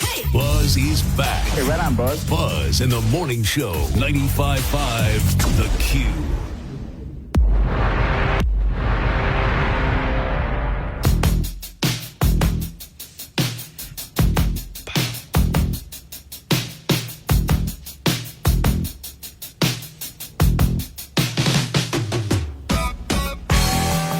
Well, if you're a fan of movies, you're in luck. If you don't care about movies, you may not like this segment because I did the whole Glicked thing. Except I did Wicked, then Gladiator. As a palate cleanser. Wittiator. Wickiator. You had to get all of that singing out of your... Okay, so here's something important you need to know. Yes. Wicked is only half of the Broadway play. They stop when it gets to, if you know the play, when they get to the point where they do Defying Gravity. And the witch flies for the bird. Are these spoilers? I don't know. This Broadway play's been out like 20 years. Yeah. Is there any it's like singing? To be continued, and my daughter said, there's a lot of singing. What are you talking about? Gross. Singing? Is there a way to watch it without the singing? Don't watch it, I guess, or with the volume down. You told me that Ariana Grande is almost supernaturally talented. She's very good. Oh, really, really good. How can a little thing like that have such a big voice? But I guess you could say the same about Kristen Chenoweth, too. Yeah, she's tiny, too. She has the whistle register. What's the whistle register? I don't know. It's like a Mariah Oh, Carey yeah, can no. do. Where that was pretty incredible. And Cynthia Erivo plays Alphaba, the bad witch. And is that the one that goes, I'm melting? Well, in the 1939 Wizard of Oz, she does, in fact, say that. What a world! What a world! I'm melting. A couple of phone calls here. Let me give out the numbers. If you want to leave us a message, that's easy to do. Just call the neckline anytime during the show, outside the show hours, whenever. Number is 844-805-NECK, 844-805-6325, or call us here in the studio and go live with us on the air. That number is 915-910-4995. That's 4995. Hey, let's be honest. Who's going to tell The Rock to shut up during a Wicked singing? Yeah. I mean, that guy could just hammer you to the floor with like Hulk smash. Bah! Give you the people's elbow and tell you you're a jabroni. Jabroni? Singing while he's beating you up. No one's going to tell The Rock to shut up. That's why he's saying that. So I'm going to say it through the radio where I'm safe. Rock, how you see? I want to hear you. I want to hear the actor. Oh, I guess that's a vote for they don't like it if people sing along to movies. Right. Yeah, don't do that. I don't want to hear that in the theater. They've set aside specific showings see, I didn't know you for sing-alongs. I didn't know which side of this issue you came down on. Don't sing along in the movie theater. You are all pro singing. Or who's pro singing? Are you pro singing? I feel like the volume in the theater ought to be loud enough that you're drowned out. Oh, I don't think if you're singing along and like the person next to you, collectively everyone is singing, it's going to be loud. Imagine you're just like, can you just stop? Shut up. Can you stop? How's it going, guys? Buzz, I'm really interested on your take on Gladiator 2. I'm a big fan of Gladiator 1 and the Roman Empire. I think about it 3 times a day, probably. But I've been seeing a lot of reviews, and it's not getting good reviews. They said it wasn't as good as the first, the music, the emotion, and stuff like that. So I was wondering what your take on it was. Thanks. Oh, yeah. So I did see Gladiator 2 as well. Yeah. And I will give you the review of that. But I was going to talk about a few other things. On Wicked. Wicked is being criticized for not being rich in color, like The Wizard of Oz, the movie. Oh, okay. The director, John Chu, says it was deliberate to make it feel real. You know, when you have these talking animals. Right. And you're saying that it didn't witches. have that Technicolor pop that the original did? Well, you remember that was a major thing. You got to put yourself in 1939 when this movie came out. You know, it's black and white. It looked very much like black and white movies of the era did. And then when she gets to Oz, it explodes into color. I got to tell you, even to this day, when I see clips of it again, it still the color just pops. It's still kind of like astonishing, right? It is astonishing. Yeah, and it times perfect with that. If you put Pink Floyd, Dark Side of the Moon. You know, David Gilmour, let's see if I can find it here real quick. He was talking about that and giving the real scoop on, if you've never heard, if you start the Pink Floyd Dark Side of the Moon, when the MGM lion roars the third time, in a lot of ways, not every way, but a lot of ways, it matches up in an uncanny way with Wizard of Oz. So you start Wizard of Oz, when the lion roars the third time, that's when you start playing Dark Side of the Moon. And when she steps out and she's in Munchkin Land, it's in the color. Bow, bow, bow, bow, bow, bow. Money starts playing. Have you ever done it, Joanna?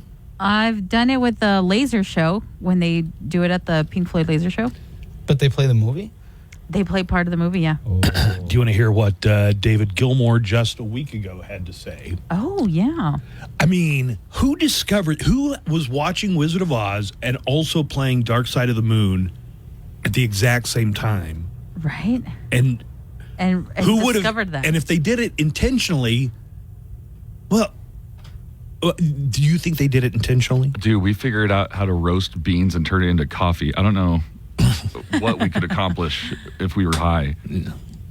The third roar of the MGM line. All right. Yes. You put the needle on for the beginning of Dark Side, and there's these strange synchronicities that happen. That have you ever tried it? Yeah. Well, now people have done the donkey work, the chore work, and added it. It's on the internet. The donkey work. Right. The first person to realize that must have been on some heavy-duty psychedelics. Agreed? Yeah. It's like, it reminds me of The Good Place. I just started watching it again. Joanna, you haven't seen it yet, right? No. Good Place, really good. So they have a place on the wall for a dude named Jeff because the first question that most people ask is like, who is right? Christians, Jews, Muslims? And do you remember? He was the guy who, when he was 18 years old, was super high and figured out like the meaning of life. Meaning of life. And he's the first person. So he's a big hero in the Good Place. Yeah, in hell. What you find out is Anyways. Okay. You gonna watch the whole thing? Yeah. Well, if you're in the mood to watch television, TV tonight. There's a website called CableTV.com that has a holiday job offer. If this sounds like Joanna, like you, they're looking for a chief of cheer who will watch 25 holiday movies in 25 days. Joanna. Interesting. And review each of them. Okay. Joanna, look how much you get paid. In exchange, you'll be paid $2,500. Hot damn. And you receive 1 year subscriptions to 8 streaming services: Netflix, Hulu, Disney Plus, Amazon Prime. That goes on and on. Also, they're going to give you a really cool blanket. Here is the small print. Applicants must be 18, be eligible to work in the U.S., have a device capable of streaming, and be able to watch and review all 25 movies within 25 days. They are accepting applications now through Friday. Winner will be announced on December 5th. It's only a movie a day. It's really not that hard. Yeah, that doesn't sound hard at all. If you're interested, then, Joanna, you can apply at CableTV.com. That's CableTV. I like that Cable TV is a website. Right. Cable. Also, you get to pick which movies you watch. Oh, interesting. Although they also have some recommendations if you're up for anything. There are some Christmas movies like It's a Wonderful Life and A Christmas Story that I have seen so many times I could review it without watching it again. So you would be lying. So, Christmas Story, I know. I can quote the movie. have a feeling that they are the cheesy romantic ones, like Hot and Frosty. You get to pick. Which I just started. You get to pick. He just started it. So you can pick that. You can pick. Man, I know every single thing that happens in It's a Wonderful Life. What if that wasn't on there?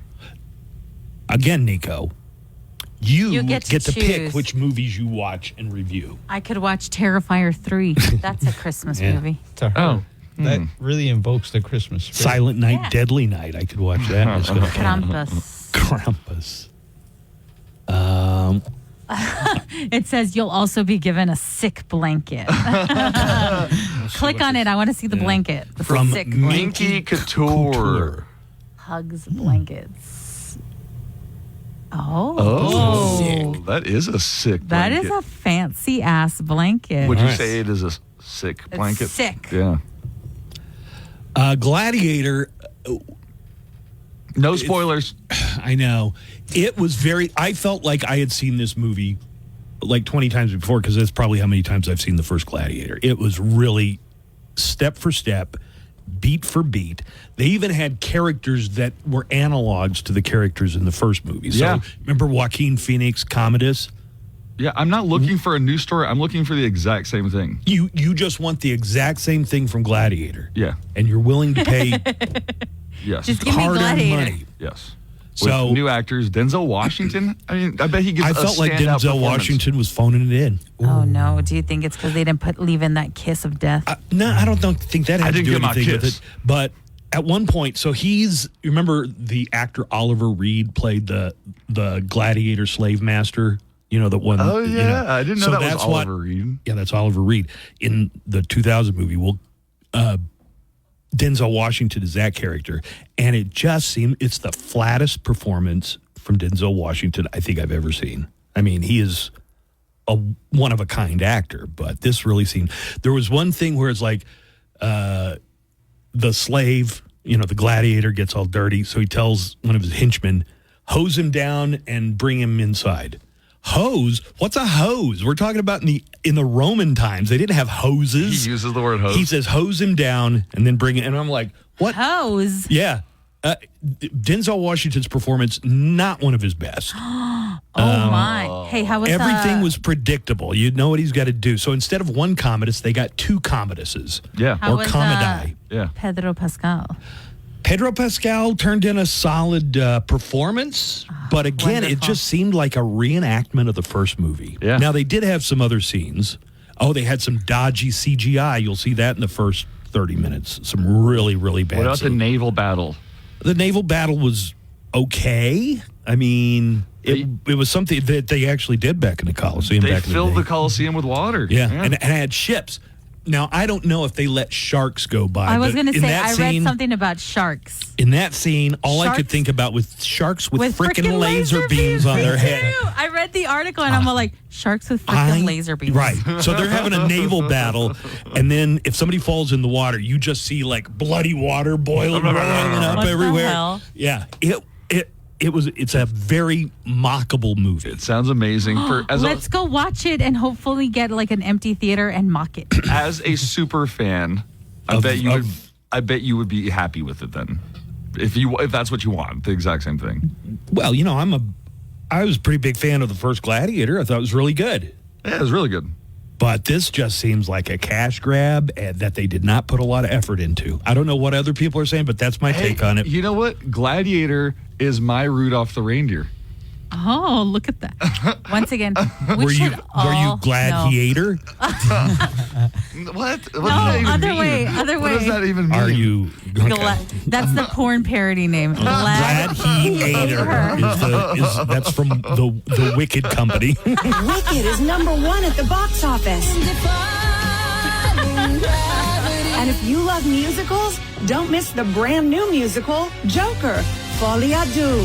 The Joker is me. Is it French like Les Miserables? Not exactly, but it has Lady Gaga. That's entertainment. Is there tap dancing? Of course. What musical would be complete without it? Hey, wait a minute. Hasn't this movie already been released? Stop asking questions. The Joker is me. And get to the greatest new musical of the holiday season, Joker, Folie à Deux. Just make sure you... Music news, concert updates, song and album factoids, and of course, nothing but El Paso's best rock. All refinancing. Where it's easy to get a great night's sleep. Gobble, gobble. Oh, the turkeys are coming! The Buzz Adams Morning Show is now back.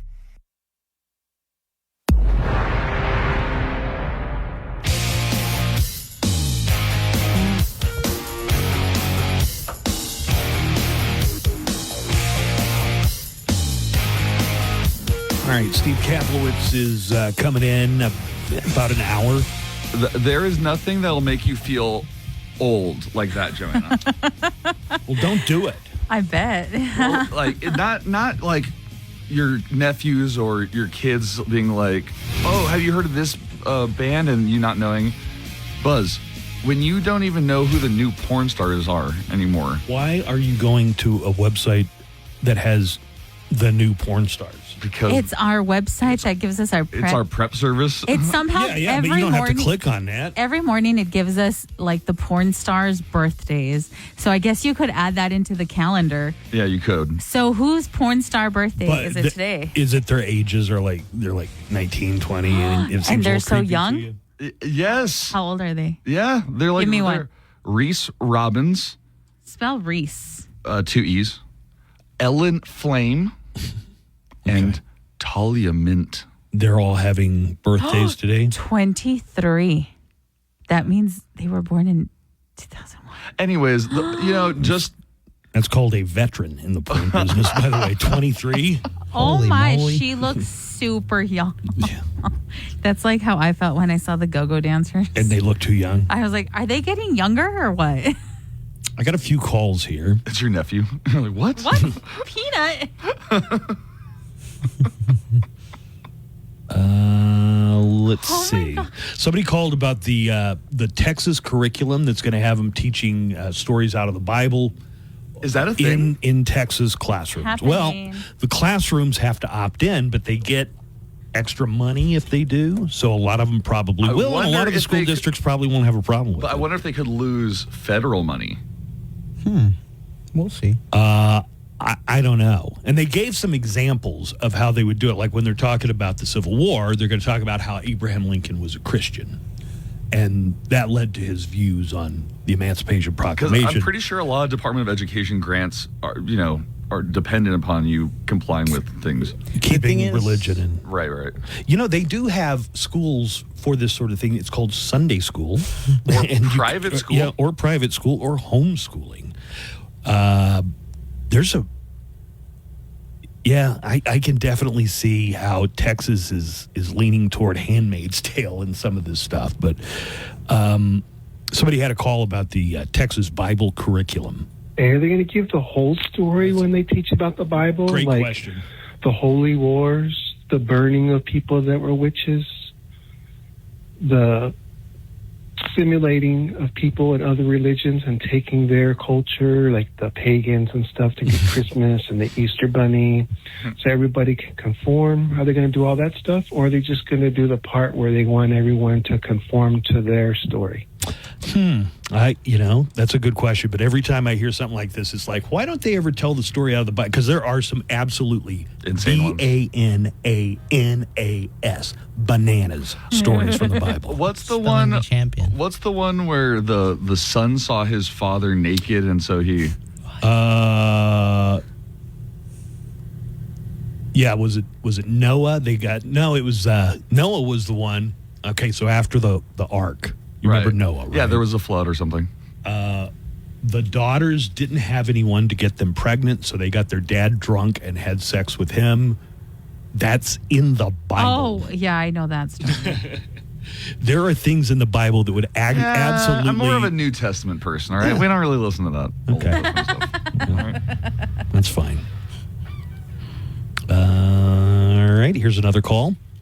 These all came in on the neckline, by the way. Nice. Well, I suppose we thought we were going to have a vacation. Since the kids are out of school for Thanksgiving holiday, we would have a vacation from your lewd, disgraceful, gross verbiage and language on your entertainment program. We were wrong. So it's our fault. Yeah. We thought you would be respectable in honor of our upcoming holiday. Instead, you reverted to your time-worn explanation of graphic sexual practices and make it worse by involving a respected religious organization. Shame on you. Shame, shame, shame.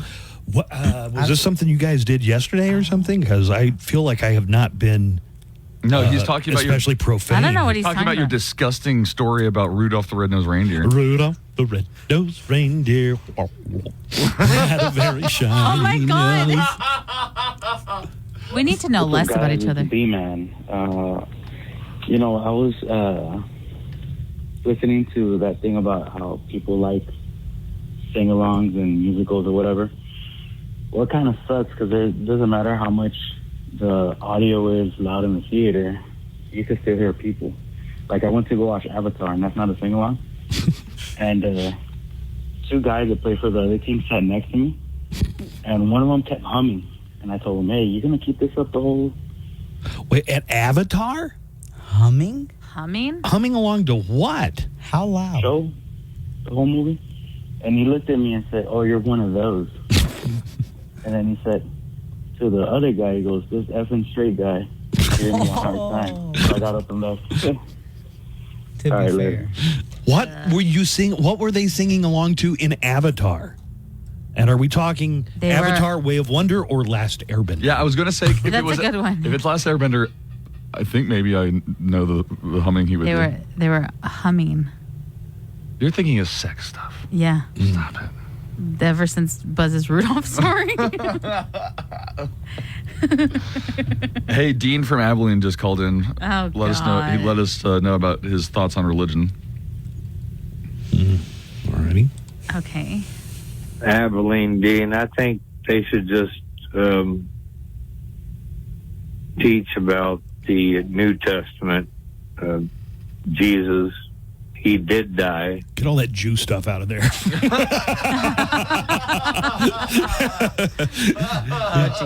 don't need the Jewy part of Do you the ever Bible. wonder about those like people who are self-described Christian nationalists? It's like, well, there's a lot of Jewish stuff in there. Dean sounds like he might have cleaned up. Also, if you want to be able to pick just like a whole part of the Bible, aren't you getting just to pick and choose what you believe at that point? Yeah, it's called convenience store religion. Yeah. Teach about the New Testament. Jesus, he did die. He did rise from the dead. And he is a savior. Well, I will tell you that is very much what I had drilled into me growing up. So that is a message that I am well familiar with. But I like is like, hey, you know what? The New Testament, that other stuff is, a little too Forget the rest. a little too Jewy. Hey, good morning show. Yep. I'm calling in because I wanted to complain, and mainly just lodge a complaint about everybody here in El Paso who has Thanksgiving or any holiday potluck. They're supposed to bring stuff, right? Ours is today? Yeah. I gotta we got go a get potluck something right now and I after. forgot about it. Should it be stigmatized that whoever decides to bring like the big dish is like, all right, we'll bring a big dish, and everybody just write your name on your list and tell us what you're going to bring? Nobody should be making a face at the person who decides to bring chips and salsa or soda. Porque what if I don't know how to cook? What the hell?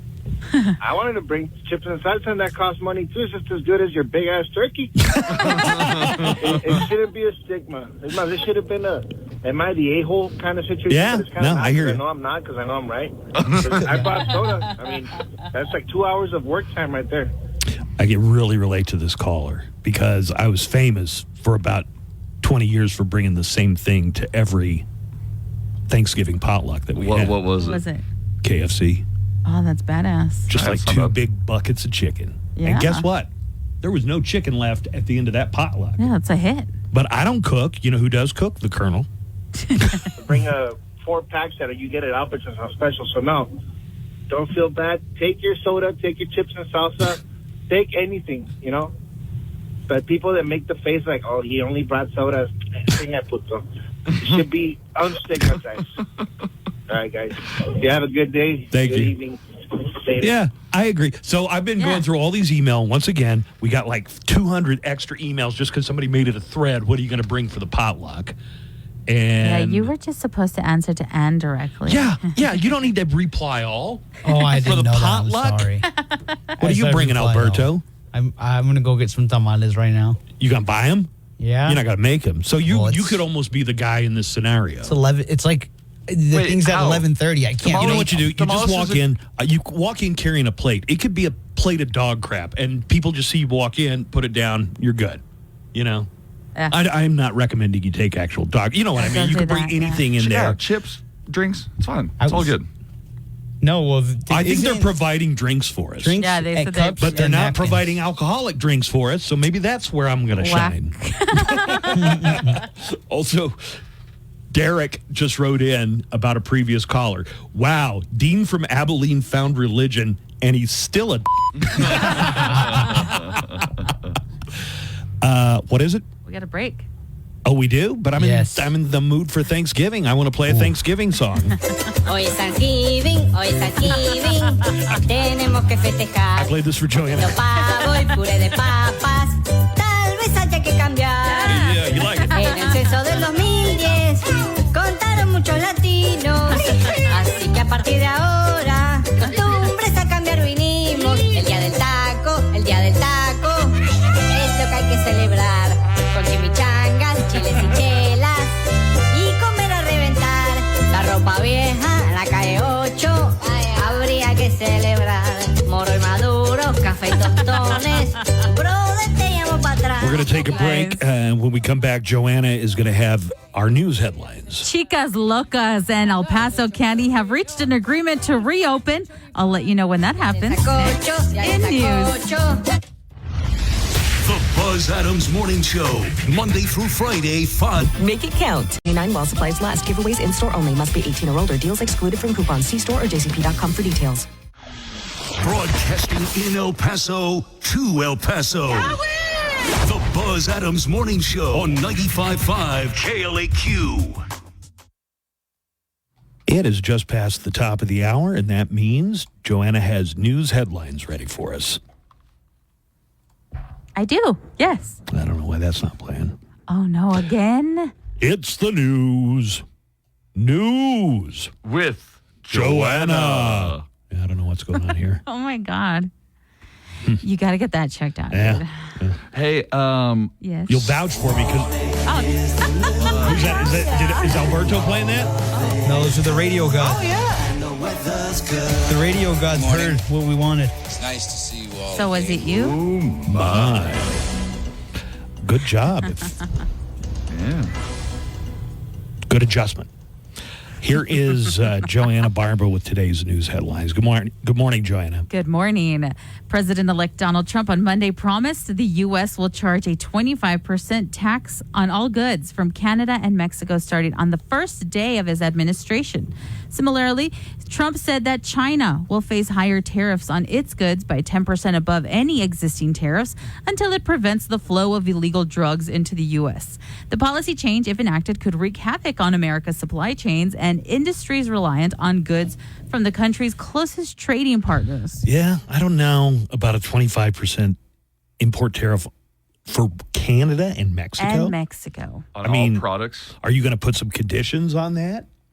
I mean, because that's really what tariffs are good for, is putting favorable conditions. Or promoting industry in your own country. That too, yes. But when you do it on all across just the across the board, I don't think it. I think it's going to be a disaster. I think so too. Sounds crazy. Well, whatever. Trump 2024. It's going to be fine. It's going to be fine. Trump has repeatedly said that targeted foreign countries will be the ones paying the tariffs. Okay, he doesn't know how tariffs work then, because they don't. They just increase the price of things. I'm so glad you said that, because most mainstream economists agree. believe tariffs will be inflationary and could cost the typical U.S. household over $2,600 a year. Yeah, I don't think people understand how tariffs work. That it's not a tax on the actual. I've heard him expound. I've heard Trump expound on this more, but he's saying what they're going to do if they want to avoid those high tariffs, they got to move their factory to the United States and provide jobs for Americans. They're not going to avoid the tariffs. They're just going to increase their prices for us. Or they're going to hit us with tariffs. Or do a trade war. Look up the Smoot-Hawley tariff. Smoot-Hawley tariff. So the Depression was bad, because of the stock market crash in 29. Right. But it was made worse by the Smoot-Hawley tariff. I mean, it just sent us into this spiral. It was a law in 1930 that increased import duties on agricultural products and manufactured goods by about 40 to 60%. I mean, we would have had the Depression anyway, but because of these tariffs, it was to the level where people were starving. It doesn't matter. Trump's going to fix it, all right? The Smoot-Hawley tariff was intended to help farmers who were struggling to compete with foreign imports. And it backfired. But it backfired. Here, that's exactly what, if anybody's thinking, oh, well, that's what this is going to do. It's going to help. Don't put that out in the universe right now. Right. Trump's going to fix everything. Trump's going to fix everything. It's going to be fine. It's going to be fine. You know, they'll sell you an Italian house for $1. Yes. They're trying to get Americans to move to Italy. Sardinia. Yeah. Can I have Sparky? I almost brought Spark to work with me today. Oh, bring your doggy. Been real lonely lately. Been seeing a lot. I did Gleek it over the weekend, so I think he was alone a lot. Seen him a while. Yeah. You want me to bring Spark in one day? I do. He would just sit. He would lay right on that couch, he would be perfectly fine. happy. He would be fine. Every day. Only if you get. Has he gotten a bath recently? Yeah, got him a good. bath on Saturday. Okay, good. I mean, I threw him in the pool. No. I took him to a groomer. Okay. Just hours after special counsel Jack Smith asked a judge to dismiss the election interference case against President-elect Trump, that's exactly what she did. U.S. District Court Judge Tanya Chutkan dismissed the election interference charges against Trump without prejudice, meaning he could still be tried for the charges after he leaves the White House. Smith also moved to dismiss his appeal of the classified documents in case against Trump. The special counsel asked that both the prosecution in the interference case and the appeal in the classified documents case continue against Trump's co-defendants. Yeah, so they're still going after the co-defendants, which has got to make you sit there and wonder, well, wait a minute, why isn't the main defendant named in this? Well, because he got elected. Because he's going to be the president, so, you know. There are some cases that will not go away so easily, and those are the state cases. They got one in Georgia. He's the election interference in Georgia. He's going to beat them all. Frickin' Derek. Tariffs on escargot? Frickin' Derek. It's already expensive enough. They know you. They know Is it really? You're going to have to switch to that Texas escargot. No. You're going to have to go out into Buzz's backyard. Yeah, I'm going to have to pick him fresh. For the final time, President Joe Biden gave the gift of freedom God, I to hate two this. turkeys This is such yesterday. a dumb tradition. Oh, I like tell him the name. Why do you hate this turkey pardoning Because it's so probably much? really expensive. It's probably so much money wasted, and all it is a photo op, and it's the same thing every year. They How bring much out money these could turkeys. it cost? How much really? I don't know, but it's pointless. Nobody enjoys it. I enjoy it. If I were the president, I would end it. I'd be like, I'm not pardoning any turkeys. I say kill some more. Kill these two in particular. The turkeys were named Blossom. Blossom and Flower? Or? Peach and Blossom after the Delaware state flower. Biden joked So stupid. / Powerpuff Girls. the turkeys will be taken to Farm America. He's got one more turkey to pardon. That's Hunter. What does that even mean? His son's a turkey. What does that mean? We used to call people a jive turkey back in the 70s, dude.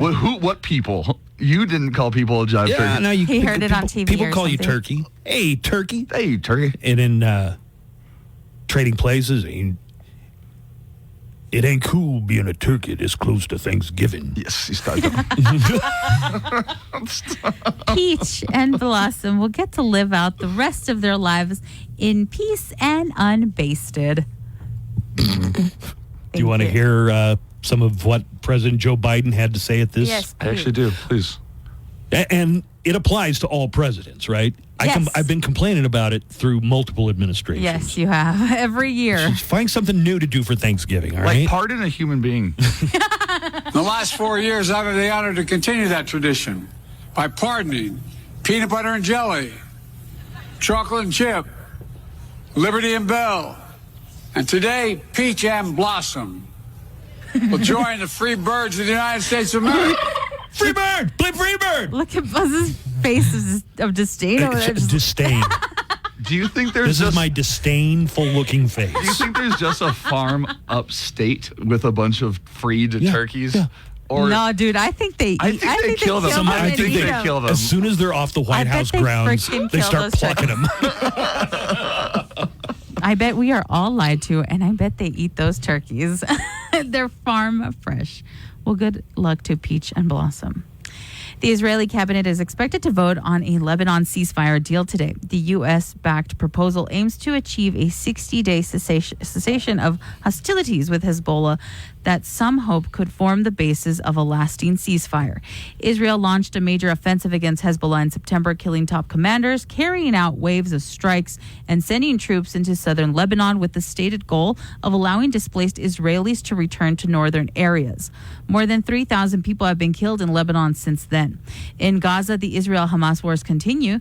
The International Criminal Court issued an arrest warrant for Israeli Prime Minister Benjamin Netanyahu last week, accusing him of war crimes in the Palestine enclave. Microsoft said Outlook and Teams services have been restored following a massive outage and technical delays on Monday. If anybody was experiencing those yesterday. Oh, you weren't here yesterday.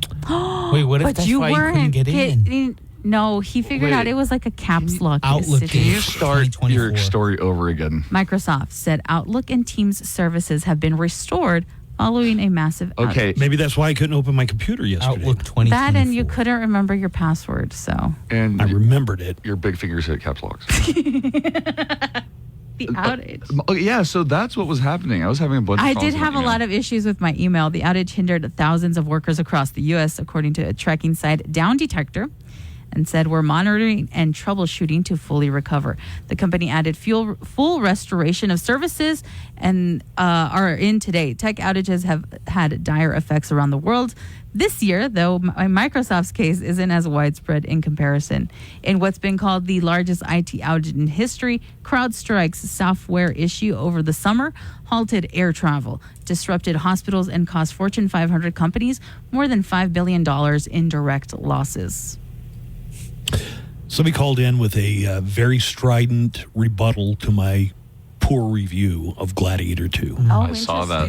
I wanted to hear it. We can play it now, or we can play it you let me know. later. You want to play it now, don't you? Good morning, Mo Show. So I'm just calling because I really, really want people to know that not to listen to Buzz on the Gladiator movie. It was a great movie, phenomenal movie, awesome movie. Yes, the CGI at the beginning, I know what he's talking about. It kind of sucked. But other than that, I mean, it was. If you like action, this is your movie. If you like a little bit of everything, man, like it was a great movie. And on Denzel's performance, it was awesome, man. Like he didn't have to say much for you to know what he was thinking. I can't believe Buzz likes that Joker too, but he doesn't like this one. That's insane. That's crazy. That's BANANAS. Come on. Gladiator, badass movie. It's bananas. BANANAS. Shall I continue? Yeah. Yeah, okay. Walmart, the largest retailer, is rolling back its diversity, equity, and inclusion policies. This brings it in line with several major corporations that have reviewed their operational practices after facing considerable pressure from conservatives. No longer considering race and gender as a way to increase diversity when it offers supplier contracts is an example of the retailer's reported rollbacks, according to the Associated Press. The company said it didn't currently have quotas and didn't plan to going forward. However, it planned to stop collecting demographic data when determining financing eligibility for grants. Walmart will also be reviewing grants to Pride events to make sure that it is not financially supporting sexualized content targeting kids.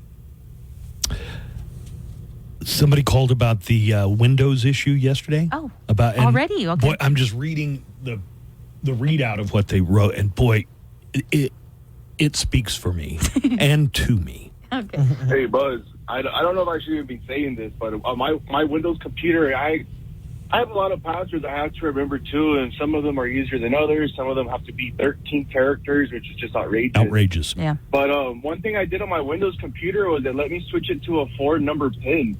So it's the same PIN that I use on my debit card, and I have never gotten locked out of my computer since I've done that. But hey, maybe it's a good thing if you show up to work and I don't feel like working today. I don't remember my password. I guess I can't work today. Bye. Later, guys. That's not what was going on. But, Nico, he was so mad yesterday. Okay, so here's the thing.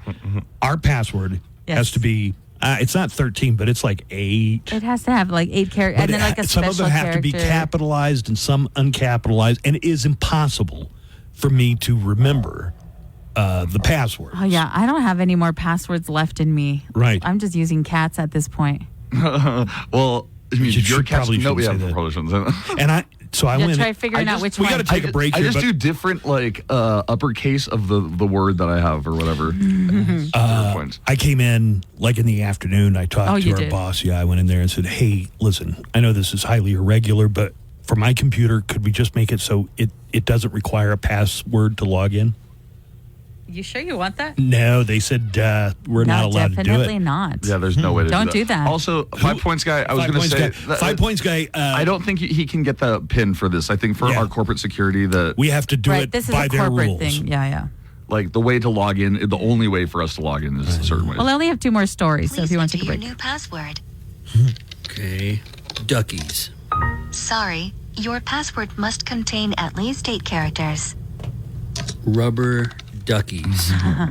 Sorry, your password must contain 1 numerical character. 20 rubber duckies. Sorry, the password cannot have blank spaces. 20 stupid rubber duckies. Sorry, the password must contain at least 1 uppercase character. 20 stupid rubber duckies I'm about to stick up your butt. Sorry, the password cannot use more than 1 uppercase character consecutively. Okay, now I'm really getting pissed. How about 20 stupid rubber duckies that I'm about to stick up your butt if you don't give me my new password? I'm sorry, that password is already in. Oh no. Please start over. That is password hell, folks. Thanks. Get the Tin Man. 6 filling stations. Learn more on Instagram at Tin Man EP. Oh, guess who this is? Buzz Adams and the KLAQ Morning Show. You must be the greatest radio show host ever. Buzz is back. Wake up, Mr. Sleepy Pants. Do not approach me when I'm sleeping. Yeah, I'm sorry. I know this is the wrong time, but I had to tell you. What are you trying to tell me? Thanksgiving. It's right around the corner. Actually, today is Tuesday. Thursday is Thanksgiving again. That's 2 days away. Never too early to give thanks. Okay, thank you. Okay. I'm back to sleep. You can't. Why? Because it's showtime! It is. We're going to get back into the news. Joanna has a couple of stories. A local story involving strip clubs. Spicy. I want to tell you about a contest that we have going on. This contest runs through December 20th. It's Light Up El Paso. You could get $1,000 just for sharing your holiday decorations with us. KLAQ and First Light Federal Credit Union want to give you $1,000 for making El Paso look more festive. So like I say, you got until December 20th to share photos of your holiday displays. The bigger and brighter, the better, I guess. Use the KLAQ mobile app to submit. Can't wait to light up. You'll also find all details and rules on the KLAQ mobile app, and somebody's going to win $1,000 just for showing off your decorations. It's brought to you by First Light Federal Credit Union, more than a financial institution where banking feels like family. At 95.5 KLAQ. Let's get back into the news. And I still don't... News? Still morning, not playing? Joanna. Yeah. Good morning. After a lengthy court hearing, El Paso County and the nightclub Chicas Locas have reached a preliminary agreement that would allow the club to reopen in March. In March of 2025, effectively ending ongoing litigation. The agreement stipulates that Chicas Locas must comply with several conditions before reopening, like prove that they've complied with all of the city requirements with the fire department and city ordinances. They have to show that they can get either peace officers hired as security off duty or level 4 security offers, and they have to post a $10,000 bond. During the hearing, undercover law enforcement officers testified about dancers at the club wearing liquid latex, which attorneys for Chicas Locas argued is a court-approved covering. What is liquid latex? It's I mean, just I can like imagine. liquid latex that you wear. Do you pour it over you? Is it like body paint? Hey, why don't you Google it? You know what? Let's I've see what only pops up. ever seen liquid latex around Halloween. I don't know how it would be used for, a lady dancing. I tried to enter liquid latex stripper. And it's just a paint stripper. You got paint strippers. So I got paint stripper. The county expressed satisfaction with the hearing's outcome, which has been months in the making. So mark your calendars. I went pretty deep and wrote a story last month about this. Yes. And so undercover officers went in and said, well, there was a VIP room. You go back there and you get a lap dance. You get a private dance. And she exposed her breasts. Her boo-boo. So was she not They supposed were open. or? They had a grand opening. No, it's not supposed to be a strip club. It's supposed to be what they generally refer to as a bikini bar. But Oh, okay. A restaurant, maybe? Yeah, it really blurs the line, as I found out. There's like a 212-page discovery that I read. The dancers are wearing liquid latex, which is like just a very thin layer. Probably just to cover the nips. To cover the nips, which they've said is court-approved covering. Here's what the attorney for Chicas Locas said back in September. We are lawfully operating as a nightclub. We do not accept the city's allegations and will fight it in court. The thing is, the new place that's in Jaguars is owned by Rick's Cabaret RCS Holdings, which is the biggest owner of strip clubs in North America. Maybe they're going down a different, Probably going down. Now. Yeah. Well, mark your calendars. A former strip club, which is now owned by a company famous for owning strip clubs, it was suspected of being a strip club. March anyway, you 2025. put that article from October 8th. Yes, it is back up at KLAQ. You can check it out at KLAQ.com. And finally, Dictionary.com has named its 2024 Word of the Year. Buzz, I sent you audio for it, and it's very demure. Demure. Literally, the announcement of the selection of demure yesterday on the platform's website said in part that the Word of the Year isn't just about popular usage. It reveals the stories we tell about ourselves and how we've changed over the year. The word went viral on TikTok in August when content creator Jules LeBron started the trend of calling things very demure, very mindful. She also used terms like Keatsby. A content creator named Jules LeBron. I sent you audio of the original TikTok where she first started using demure. This is what set it all off. You see how I do my makeup for work? Very demure, very mindful. I don't come to work with a green cut crease. I don't look like a clown when I go to work. I don't do too much. I'm very mindful while I'm at work. See how I look very presentable? The way I came to the interview is the way I go to the job. A lot of... That's a woman? No. Is it a dude? It's a transgender woman. Oh, okay. All right. Sorry, I was speaking out of turn. A lot of you girls go to the interview looking like Marge Simpson and go to the job looking like Patty and Selma. Not demure. I'm very modest. I'm very mindful. You see my shirt? Only a little chichi out, not my chocho. Be mindful of why they hired you. Here's your reality check, diva. What's the name you'd like me to make it out to? Usage of the word jumped 1,200% by August, and searches for the word on dictionary.com were 200 times higher at the peak of the trend than they were at the start of the year. Here's your reality check. Who would you like me to make it out to? Make what out to? Your reality check. That's what they just said right now. That was hilarious. That's what the influencer said? Right at the end. Did nobody catch that? No, I think I'd been lulled into a false sense of security. I did. Demure. I like that one. She says demure. Demure. It's demure and mindful. Does anybody... With your very demure news, I'm Joanna Barba. Is anybody willing to risk their career by telling people what the Macquarie Dictionary word of the day If anyone here is, it's you who could probably get away with it. So Macquarie Dictionary. Word of the day, vacation. Is that even a word? All right. You can't say the whole word, can you? He can't. I was watching CNN early this morning, and they did this story, and they played other people saying the whole word. What does it mean?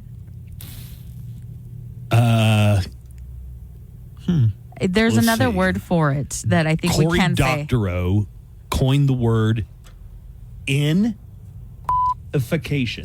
Or otherwise known as crapification. In crapification. The gradual deterioration of a service or product brought about by a reduction in the quality of the service provided, especially of an online platform, and as a consequence of profit seeking. So America. Some people would say that Twitter has been incrapified. Crapified. Ever since the incrapified, since they turned it to X.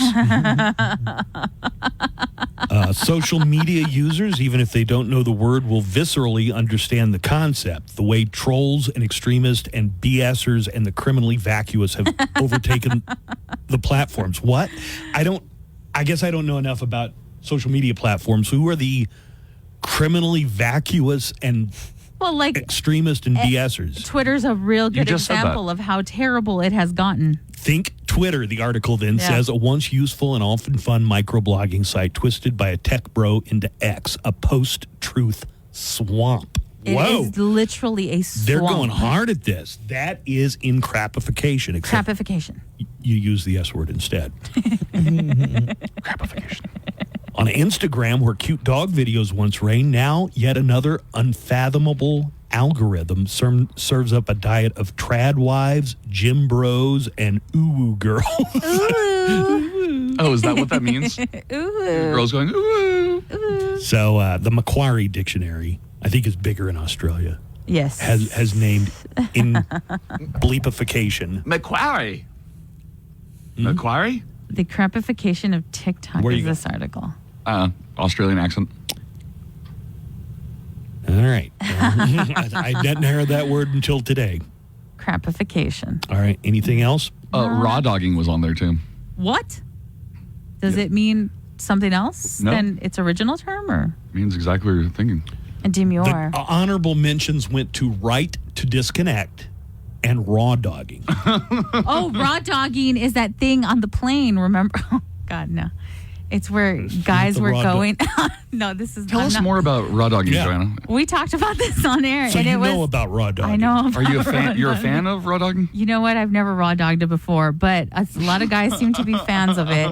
It's when you go on a plane and you don't look at your phone, you don't read a book or listen to music or anything throughout the entire plane ride. You just think to yourself. Yeah. Raw dogging's what sailors do, filthy buggers. Thanks for the news, Joanna. You're welcome. The Daily Calendar. Today, November 26th. 2 days until Thanksgiving, which means it's Anti-Obesity Day and also National Cake Day. Sometimes I feel like we're working against ourselves. Good grief. It's Good Grief Day for the Charlie Brown Peanuts cartoonist Charles M. Schultz. Born today in 1922.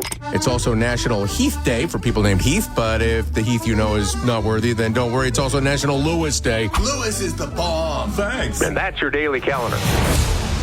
Hey, have you noticed that you never seem to get laid much on things? Visit rightdriveauto.com today. Only at Right Drive, the only way to drive.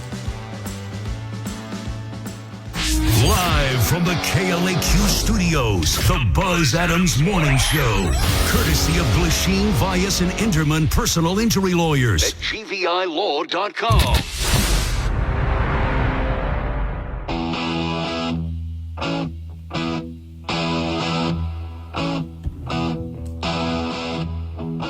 Well, I'm going to check politics, but it's not going to get super political, okay?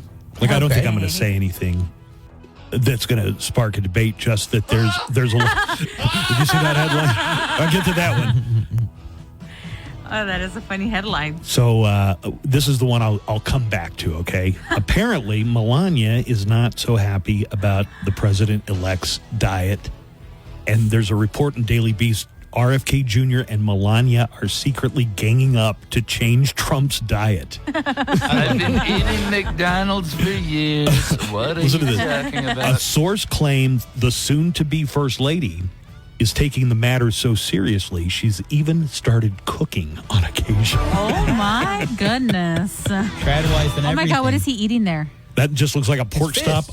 It looks like a pork chop on a stick. Looks delicious. He's a big McDonald's guy.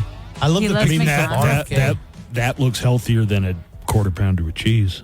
Does it? Have you guys seen the pictures of RFK on the jet? That was like a public shaming. It's like, we're going to let you be part of this, but we're going to make you pose for pictures while eating at McDonald's. That seemed like a real top move there. Right. A top? What are you? That's how you cuck somebody. Here, I'm going to make you do the thing you hate most, and we're going to take pictures. It's like when Trump made Mitt Romney go to dinner with him. It's just... So we'll come back to this here in just a few minutes. So there are reports that there is already major infighting, and we're still 2 months away. Infighting in where? The Trump transition team. Oh, okay. Specifically, I heard Elon Musk and Boris Epstein got into a screaming match. Some people say Epstein. It's spelled weird. Yeah. Oh, is it? This is the guy that. What's the name of the broadcast company that he used to? Sinclair. So I know a little bit about Sinclair. This was the guy who used to do political commentary at least once a day. And so they have different levels of what you have to carry. This was like a priority A. You had to carry Boris Epstein's commentary. Well, if you don't know how conservative Sinclair is, Sinclair's very conservative. That's not going to make any sense to you. Okay. All right. So anyway. He was also in charge of coordinating Donald Trump's defense for a lot of his trials. So he's a lawyer. A longtime advisor has been accused by at least one Republican politician of trying to profit personally. Former Missouri Governor Eric Greitens submitted a sworn declaration that said he basically came and hit him up for a bunch of money so that he could, get his name in front of Trump for a possible position. Here's what was in the sworn declaration. Mr. Epstein's overall tone and behavior gave me the impression of an implicit expectation to engage in business dealings with him before he would advocate or suggest my appointment to the president. There are others who have said about the same, but off the record. Eric Greitens said this created a sense of unease and pressure on my part. Nothing's going to happen. Well, did you pay him off? This doesn't mean anything. Trump's going to get No, but they were playing audio. Trump, it likes him. Of Eric Trump, and he said, if this is going on, we're going to crack down on it and crack down on it hard. Like that person would be fired. I think that's all lip service. You think? Or whatever. Yeah, whatever. This has gone on as long as politics have been around. Patronage. Mm-hmm. Hey, you won. I supported you. What do I get for it? But going around and asking, in some cases, $100,000. There's somebody else who said that he was paying Epstein personally $20,000 a month. And he says, for what? Trump didn't come out and support me. I lost my reelection. What did this guy do for me? So he's just hitting people up for tens of thousands of dollars with the promise. Right. Are you surprised that there's somebody like that? No, I'm surprised that the Trump family says they wouldn't tolerate that kind of self-dealing. That's the only thing. Epstein claims these claims are false and defamatory, but I don't know. You got a well-known political figure, the ex-Missouri governor, who took out a sworn statement. Basically, right. And that's a big step. Okay. Hey, I've got a list of things. I'm kind of curious what everybody thinks about. Yeah, so, it's Thanksgiving. It is time to eat delicious food. Yum. Okay. But check. They took a poll of 1,000 Americans and asked which food they don't like. So, is there any? Before I go through the list, are there any foods that you don't like? I usually take a pass on the green bean casserole. Okay, that's all. Yeah. I've never had green bean casserole. You've never had the one with the French onion, fried onions on top? No. Like cream of mushroom in there, baked in? No. I don't like cranberry sauce. Yeah. I couldn't even really tell you what cranberry sauce. I avoid that. You'd be with 29% of the other people. Thank you. And the green bean casserole, that's 23 people. 23% don't like that. Pecan pie doesn't seem like a pie to me. It's got nuts in it. That's weird.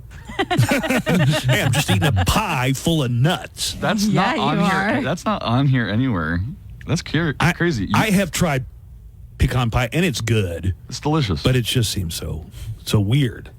There's a pie full of nuts. Okay, so number one, 35% of people say they don't like turkey.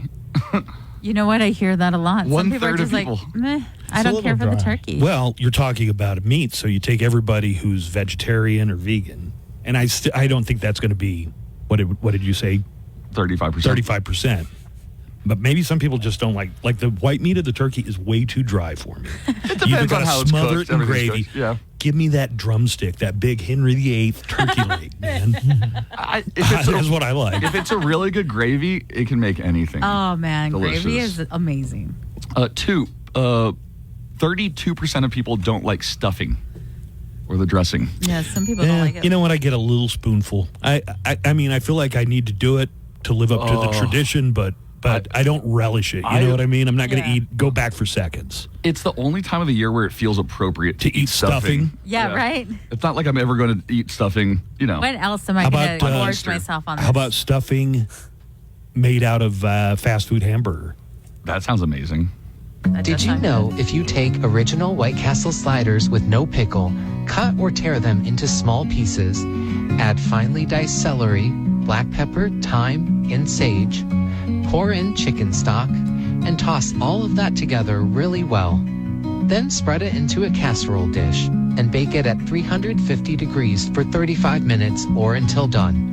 You get the most unexpectedly delicious stuffing and the dish that will disappear first at your Thanksgiving gathering. That is an official White Castle hamburger post on Instagram. That sounds amazing.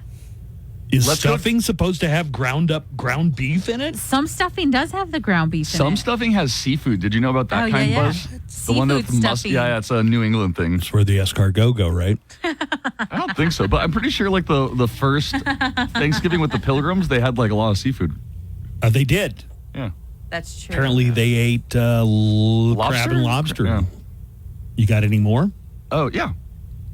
Mashed potatoes. 22% of people don't like mashed potatoes. Now that sounds like sacrilege. But it seems like, hey, you got mashed potatoes all the time. Okay. Let me ask you guys. So they've also surveyed people about what their favorite dessert is, or specifically Thanksgiving pie. If you're going to have a pie, what flavor of pie Pumpkin. Are you going to go for? Yeah, pumpkin. Pumpkin. For Thanksgiving. Yeah, pumpkin. Oh, coconut cream. Does anybody love coconut cream the way I do? I love a good coconut cream pie. You love coconut cream pie. You love a cream pie? It's so good. Mm-hmm. Yeah. It's my favorite category of pie. Apple. Apple was second with 20%. Apple. Cherry. I like me a good cherry pie. Followed by pecan with 14%. Followed by sweet potato pie with 9%. How about peach cobbler? Followed by chocolate. These are all those aren't Thanksgiving. Those are like summer flavors. Chocolate? Oh no. Well, so chocolate is 9%, and then cherry 5%. Have you ever seen anybody do the thing? I forget what it's called, but you put a chicken inside a duck. A turducken. Yeah, it's a turducken. I've heard about it for like 30 years, but you've never seen anybody. I've only heard the legend of it. I've never experienced a turducken. Is anybody out there doing a turducken? I would just like to see one, even if I didn't get to taste it. Just let me see what it sounds like some kind of. It looks like a person something out of a David Lynch movie or something. Absolutely. Like some kind of body horror it looks turkey. Like somebody giving birth to something that's also giving birth. Right, it's creepy. Yeah. What is a turkey? Presenting new Thanksgiving recipes that you've never heard of. People were blown away by the turducken. When you stuff a duck and a chicken inside a turkey. Wow. But once you realize you can stuff anything in a turkey, that's when it gets interesting. Stuff your turkey with an octopus this year and have a tur-kraken or turushi. That's sushi. Maybe try tur-winky. Turkey stuffed with Twinkies. Yeah. Tur-snaken. Tastes just like chicken. Or get really wild and try tur-kids. Nobody has to know. They're inside the turkey. Tur-Krispy Kreme. Tur-fentanyl. What? Tur-classified documents. Tur-UFO-keys. Turkey stuffed with someone from Turkey. The possibilities are endless. So this year, have an adventurous Thanksgiving. Why is the turkey ticking? Turkey time bomb. Duckin'. So here is the story of Daily Beast. RFK Jr. and Melania are secretly ganging up to make Donald change his diet. There's a pressure campaign inside Trump's inner circle. Melania and RFK Jr. are ganging up to change his fast food diet and push him to eat healthier. They're reportedly going to extreme lengths to initiate the change, with an anonymous source saying that Melania, a retired supermodel, has even started to cook for her 78-year-old husband. Oh, my. The report said Melania, who's 54, has been pushing Trump to steer clear of the desserts at Mar-a-Lago for months. I guess he really does love those Big Macs because he made RFK Jr. sit on a plane and eat. RFK's face was just like, ugh. Corey Lewandowski revealed that Trump's McDonald's order once included, and this is for him, okay? Okay. 2 Big Macs, 2 Filet-O-Fish. Damn. And a chocolate malt. Damn.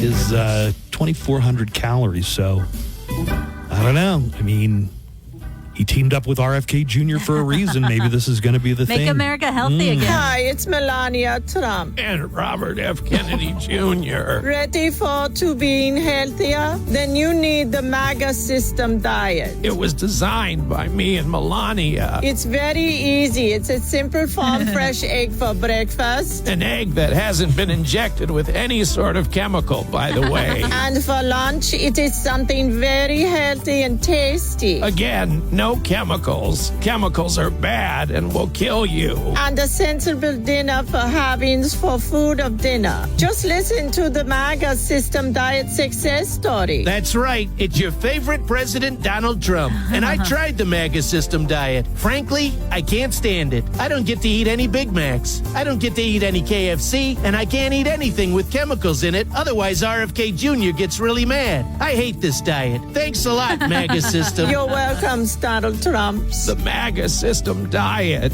Try it today. Hey, it's Chuck, your host for Loudwire Nights. Tonight at 7, we will rock the borderland with the best rock ever made and the best rock being made. Special guests, birthday and anniversary celebrations, and every night at 10... Savings vary. Terms apply. Allstate Fire and Casualty Insurance Company and affiliates, Northbrook, Illinois. The Buzz Adams Morning Show, Monday through Friday, 5 to 10. KLAQ and KLAQ HD1, El Paso, a town square media station.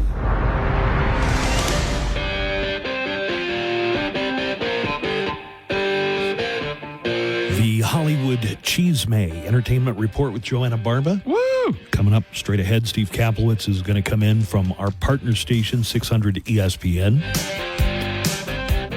Miners play their final game of the season. They could get their 3rd win against New Mexico State on Saturday. Oh, they could. Yes. They could, right? Oh, there you go. Good reason. I didn't check the scoreboard. They didn't, I guess they didn't beat number 10 Tennessee over the weekend. But I don't know if at MSU. So both teams going into this past weekend were 2-8. And I don't know if NMSU won over the weekend or not. And you wrote about this already, but this is going to be like basically a home game. I mean, it's not in El Paso. I've already talked to a lot of people who are traveling up. They're going to make it part of their weekend. So here's the schedule.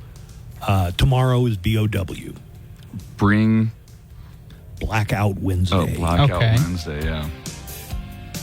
It's like that's where you meet up. All your friends are back in town. You meet at a bar. Some of these bars close down for the winter, like Asatuna's Beer Garden, but they stay open for Blackout Wednesday.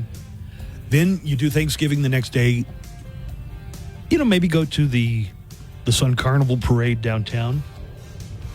Friday, recuperate. Saturday, you've already arranged the Sun Carnival?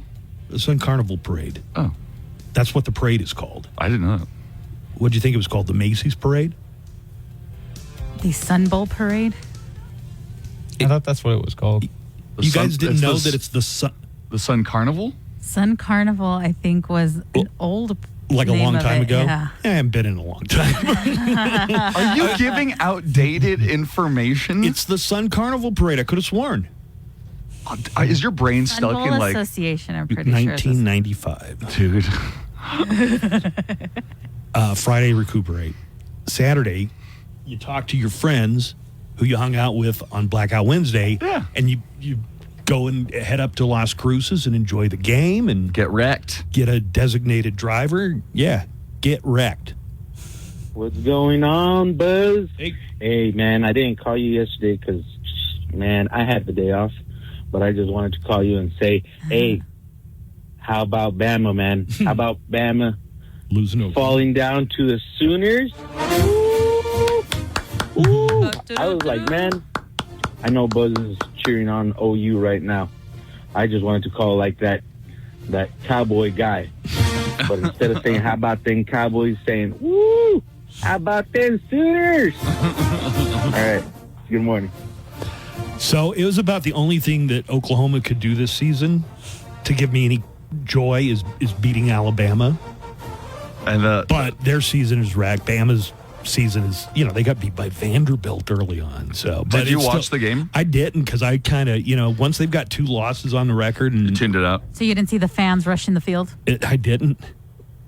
Do you know if it was in Oklahoma or was it in Tuscaloosa? That's a good question. Alberto, do you know? What? The OU game against Alabama, where was it played? It was in OU, I believe, because I saw them storming the field. Sure. Yeah. No, once they get 2 losses, and I know they're not going to be in the college playoff, they're still going to get a bowl game somewhere. Either I root for them to be so bad that we might get them in the Sun Bowl, or I just lose all interest. And I think I've lost all interest, but I would have liked to have seen it. I would have loved to have seen Oklahoma knock off Alabama. Yeah, 24-3. I'm going to get to Joanna's Hollywood Cheese May here in just a few seconds. Mm-hmm. So one of our named callers, you know how they have name storms? Mm-hmm. Yeah. Susanna, Ernie. We have some Calvin. callers that we know their names. So you know Padilla. Hobbs. Padilla. Padilla's from Midland. Mm-hmm. And knowing what you know about Padilla, everything he runs through the lens of, is this conservative or not conservative? What does he think about Texas using Bible lessons in a curriculum? What do you think Padilla's opinion of that is? So we know. Okay. He called in. I think he's fine with it, probably. Fine with Bible lessons being taught in classrooms, public classrooms? How's it going, guys? Talking about the Bible being taught in public schools. As a conservative that's not religious, I absolutely think that should not happen. I mean, there's private schools, Christian schools that they can put their kids in. In a public school, religion should be left out completely. And as some people say, America was built as a Christian nation. That's absolutely false. The founding fathers were not Christian. So yeah, religion in public school is absolutely out of the picture. Wow. That should not be done at all. Thanks. Yeah, so really surprised me. Just say, he's picked up on something here. A lot of the founding fathers, some of them were more traditionally religious. They were deist. That's why they were all Freemasons. I mean, they definitely believed in God, but to call them, the equivalent of modern day evangelical, fundamental, that would not be accurate. And of course, it varied. There were a lot of founding fathers, and some of them were more into church than others. You surprised at all? There by Padilla? I am, really upended my expectations. A little bit, yeah. Refreshing Padilla take.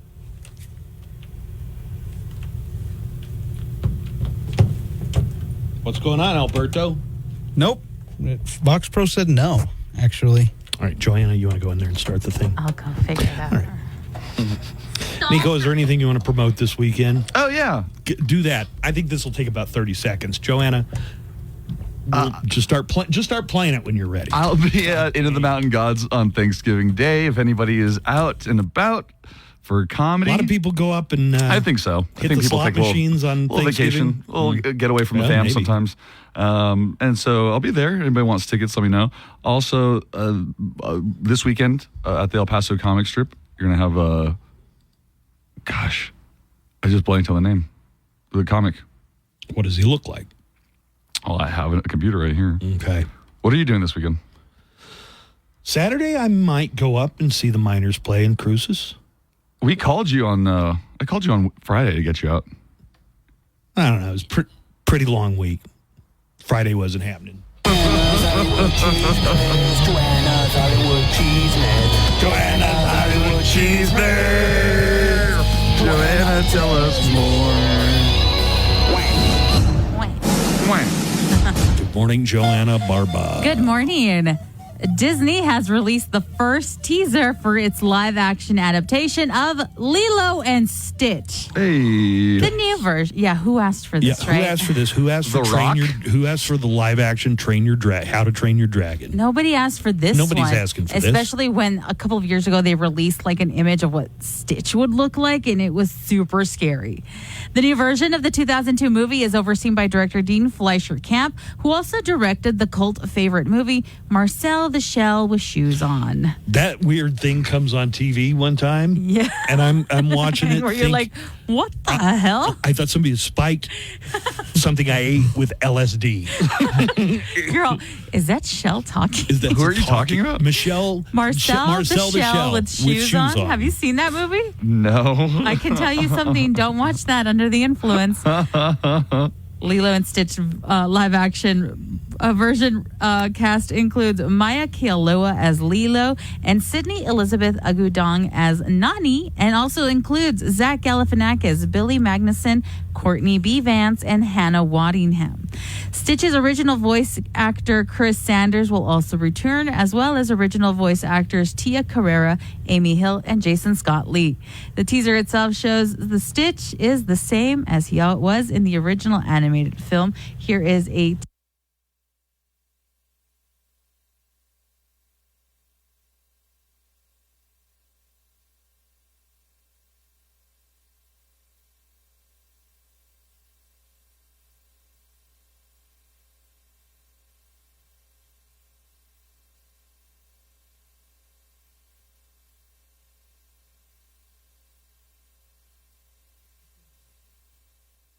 This Thanksgiving, may your feast be delicious. See Speaking Rock's One El Paso's biggest Dallas Cowboys tailgate party. Ages 21 and over.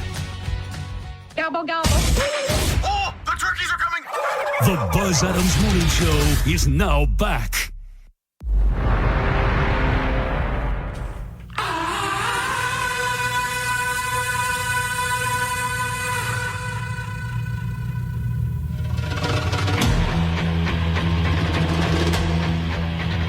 All right, Cappy's going to come in and talk sports with us. Got a holiday weekend ahead full of sports, including the Cowboys playing the Giants on Thursday, Thanksgiving. Hey, weird question, guys. If I went to the potluck and I just brought like 4 chicken thighs that I baked last night, would it be weird? Yep. Your would meal it? prep? Because Yeah. it's like I say, it's only 4. At a potluck, just bring in something covered, put it down. People saw you put it down. Right, that's what I don't mean. think Like, anybody's going to I notice. think people would still see it as a sentiment, like, oh, he took the time to put something down. But then they would also be like, well, first 4. Is that your dinner? Because then someone's going to eat your dinner.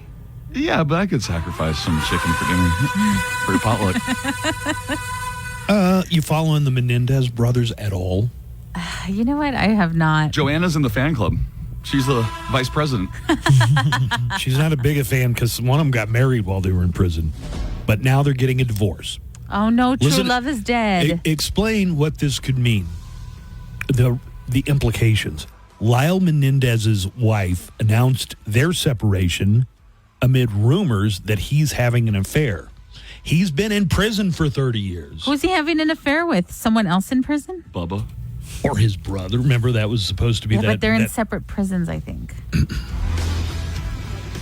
Also, the Menendez Which brothers' one's Lyle? resentencing hearing is postponed until January 30th next year. So it seems like the DA in Los Angeles, Gascon, was enthusiastically going to work to get these guys out of prison after 30 years. For There's a killing new their- DA, though. But he lost his reelection, so there's a new DA. Lyle, I think, is the bald one. Yeah, there you go. These guys were considered hot. Yeah, I'm looking at younger pictures. She looks like a serial killer. Yeah, these women that marry serial killers in prison, They can't be stable. you know there's got to be a lot of underlying issues there. Yeah. Joanna. I his wouldn't wife, marry one. Rebecca, has confirmed that they have separated. Well, I would say that you're separated because he's in prison and you're You've not. been so. separated, dude. Rebecca married Lyle Menendez in 2003. And she posted the relationship update on her husband's Facebook account. What the hell? Here's what Lyle, though, responded on his... Did you think when the internet came out, it would be like, oh, yeah, someday prisoners are totally going to have social media? Yeah. So prisoners can still live vicariously through us all. You know, prison is not going to be any kind of deterrent once these Gen Zs start committing crimes, because it's like, go to a place and I get the free internet for the rest of my life. Not so bad. Well, how about not giving if you live your life... not giving them internet as a form of punishment? Like that solitary means that you get... probably what they use it for. It's kind of a carrot and stick type of deal. But isn't it crazy that, you got a Facebook page and you're currently incarcerated for murdering your parents? Turns out I'm an influencer, actually. I'm making a lot. A hot commodity now. Yeah.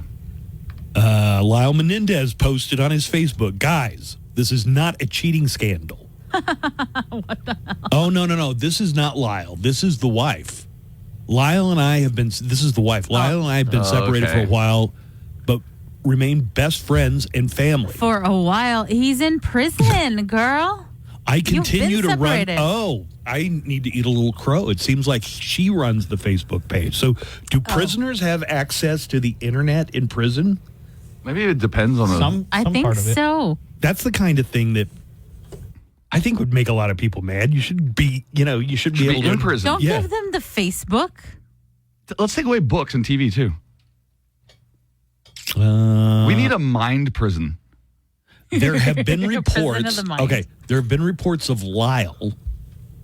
Are they twins? No, I don't think They're not like real ugly twins who don't look alike? They're like 2 years apart, I think. There had been reports of Lyle having an affair with a 21-year-old student named Millie Buxey, who he was seen cozying up to during a visit behind bars. The two have allegedly been communicating via cell phone. So this is the 21-year-old. Oh, my. Oh, 3-year difference. Eric's 53, Lyle's 56. Rebecca says there's no illicit affair. Lyle is currently serving life sentence along with his brother Eric after killing their parents, Kitty and Jose Menendez. Hey, go back to the picture of them now. Okay, Joanna, who looks better, Buzz or him? That dude right there? They're about the same age. Buzz, you're the same age as a Menendez brother. Yeah, but you get hard in prison. There's nothing to do but... Really? Because I was going to say you're better looking than that. Oh, then in that case, I don't need to backpedal. You're much better looking than that. Right. All right. If I didn't have anything to do but pump iron all day out in the yard and intimidate the Aryan Brotherhood, I'd be in better shape too. Yeah. I'd be swole as hell. Did Steve say he's coming in? He was right in the hall. I don't know. What the hell's the deal with Steve all morning long? What's going on with this show all day long? There have been so many... It's a little unhinged, It's unhinged. Holidays coming up. We all have that itch. I blame it on my beard. What's going on with your beard? It's just... It's coming in beautifully. It's so luscious that I think it's just I think it's breaking the physics of the world right now. It's coming in beautifully, if I might say. It's so patchy. There's just like one circle right in my middle of my face. There's several. They look like crop circles. Yeah. I didn't want to bring it up, but just power through it, honey. All right? I'm actually putting Rogaine on the circles. I am. Power through that, all right? You're going to look amazing. Yeah. Like Nick Sarah. Or Michael Sarah. Nick Sarah? I meant Mike Sarah. Somehow I knew who you meant. Yeah. Yeah, what's going on with Steve? The show? Do you want me to go wrangle him physically? You guys doing... Am I supposed to be his brother's keeper? Do I have to... Here's what I don't know if you don't say it the same way I do, but when I talk to him, I'm like, 3 minutes. He just passed. He just passed and went in the other room. What am I supposed to do with that? Maybe Steve doesn't want to come in. Have you thought of that? He's got that thing to read. Oh, that's right. For the site that is definitely not a gambling site. It is not. There's nothing suspicious about that. Hey, do you want to hear about some drinking games you could play during the holidays? Sure. Love it. I recently got back into drinking. Okay. During the Macy's Day Parade. Steve! Hey! Jesus. Cappy! Oi! Are you coming in? What did Nico said he walked down the hall and said, he's right behind me coming in. Are you not coming in today? Take it easy. Jesus. Wow. Trying to run a show here, man. Take it easy. All right, go ahead. Let him get set up. God. Guys. What? You guys don't communicate clearly with each other. You say... Who, me? Everybody. I've noticed everybody that's like a millennial or a Gen Z in this company does not follow through. That is complete BS, mister. I don't communicate well. You are the ringleader of that. Yeah, you don't communicate. But I'm a curmudgeon. Hey, you're definitely a curmudgeon. Hi, Steve. Good morning. I was just going to get my headphones so I could have plugged those in. You were supposed to be here 10 minutes ago. You expect us to just sit here and stall until you come in? He's been a little cranky because we're having issues with a lot Vox of Pro. issues, and you're just the latest issue. Kaplowitz. I'm a big, stupid jerk. That is so funny. Now listen. Now Steve doesn't have his special I'm worried headphones. about you. I'm worried about you. Because if you're going to get worked up, I'm worried you're going to have to leave because you're going to have the squirts. Yeah. So be careful. Now take yourself under control I just say, and stop. Anytime I want to get out of work, I just say it's diarrhea because nobody tells you to go to the doctor and they can't really tell.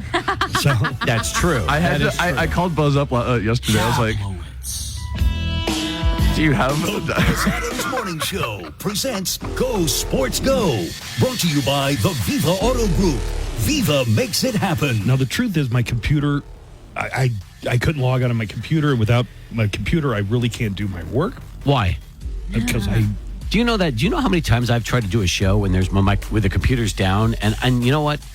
I'm a professional. Yeah, but I am being your show's paid. different from No, I am being paid to entertain. I will find ways to power through it. You could always play more music I never if you take want sick to. days. So neither do I. I take my computer. I forgot my password days. How does that happen, by the way? Forget my passwords? Yeah. Dementia? Because they make you, it's like it's going to be 13 characters, and some of it's going to be capitalized, and some of it's not capitalized. You got to have special Why don't symbols. you write it down on a a sticky right in front of you? I do. Guess what? I didn't capitalize one letter of this thing. You know, Joanna, remember when I couldn't get into his computer because I couldn't understand his password? I didn't know which ones were He capitalized. couldn't recognize his own password because he couldn't remember what was capitalized. The And server went down. Does anybody know that password? Because otherwise we can't do any work. You know what? It made me laugh when I heard it, but Pam got really offended. Big boobs. Drama queen, nosy. You're typing big boobs? I'm trying everything. Try big boobs with a Z. That's the password. We're in. All right. Wow. Yes. The important thing is, this kept us secure, people.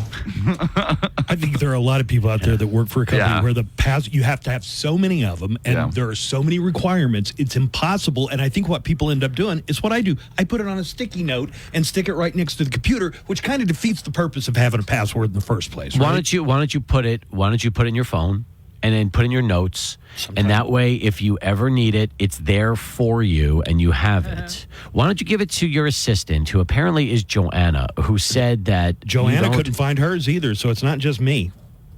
I couldn't find your password because you never gave it to me.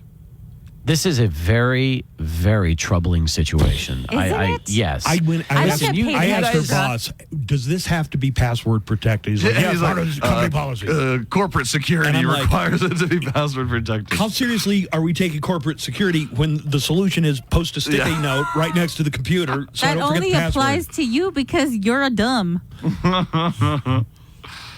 I get you, buddy. And you have to change it like once a month? It seems like. Hey, by the way, you got to change it so often. He's an old man.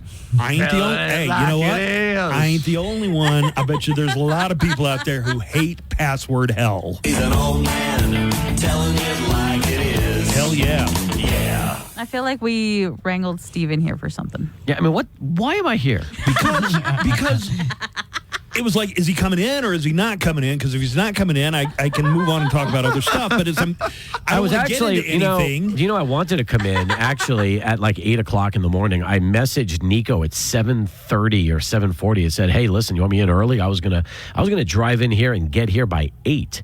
And then the thing was, nah, come in at 9 o'clock. I go, okay, we had a lot of stuff. Well, because Buzz said he wanted to play back the neckline calls about games. A lot of people called in. Da-da-da-da-da! Da-da-da-da-da! Woo! Dallas Cowboys won! Dallas Cowboys won! Did I say that? Dallas Cowboys won! Dallas Cowboys won! Woo! They beat those Washington Commanders at whoop-ah! Take another one. Whoop-ah! Here, take another one. Woo! All right, fellas, come on, key up the music. Come on. Dallas Cowboys. Dallas Cowboys. We are the Cowboys. Woo! How about them Cowboys, Buzz? Super Bowl bound, baby. All right, Captain America. House. New York Giants. Thanksgiving Day. What you gonna do? Well, Cooper Rush and the Dallas Cowboys come after you. Cowboys. Love you guys. Have a great day. Bye. You know, Let's that talk was a about this great game. that was a great call because you know what he did? He went vintage Hulk Hogan promo in the middle of that Dallas Cowboys call. What you gonna do when Hulkamania runs wild on you? Except he changed it to the Cowboys. Yeah. So that's even more props there because you've got a Cowboys fan who was also a Hulk Hogan fan from 40 years ago. Let's talk Cowboys here for a second. So they played 2 days ago. They play 2 days from now. Yeah. That's a hard turnaround, isn't it? I guess coming off a win, though. They're professional football players. They'll be fine. I mean, and plus you're playing the Giants with Tommy DeVito. It's not exactly like you're going up against Tommy DeVito Patrick was Mahomes. like a minor celebrity for a few weeks last season. Yeah. You see what happened this past week against Tampa Bay? The Giants were awful. Scored 7 points. It was a terrible offensive performance. Suddenly, okay, this is what the Cowboys do to their fans, okay? Just when the season was lost, just when you were ready to tank for a draft pick. One of the most entertaining football games of the year. Yes. Oh my Yes. God! And one of the Yes. great NFL endings. That's in right. recent memory. That's right. 2 kickoff returns for a touchdown. First time that's happened in the history of the franchise. Plus, Did you use that fancy little pearl spin? And then how about the missed extra point by Washington when it looks like they were going to tie the game? All right, so the Washington was behind 20-9. Yeah, they got a touchdown. Went for the 2-point conversion. Daniels runs it in pretty easily. 2017. So it's 2017. Commanders kick off to Dallas. That's when Turpin ran back. Just an amazing. He picked it up on the 99-yard run for a touchdown. He fumbled it and then picked it up and ran it in for a touchdown. Yeah. Dallas goes up 27-17, and then with only 33 seconds left, Washington makes a touchdown on their own from their own 14-yard line. Let's just listen to this is all action from the last 2.5-3 minutes of the game. Line drive to Turpin, and it bounces through his legs. Here he comes. Devontae Turpin spinning free. Here he goes. Fastest man in the NFL. Devontae Turpin takes it all the way. Touchdown Dallas. Half a minute, no timeouts. Daniels throws down the sideline for Terry McLaurin. McLaurin is loose. Lightning strikes twice in Washington. This is unbelievable. And Seibert's got to have butterflies here. This is Oh, the nice PAT. jinx. Nice this is jinx. The PAT. Seibert's got to have butterflies here. That is, if there was ever a play-by-play announcer trying to jinx an extra point, that's it. Just a shank hook off the tee. Tie. Low snap. It is no good. And the worst special teams day in history has a fitting finish. I'm not even sure what we just watched.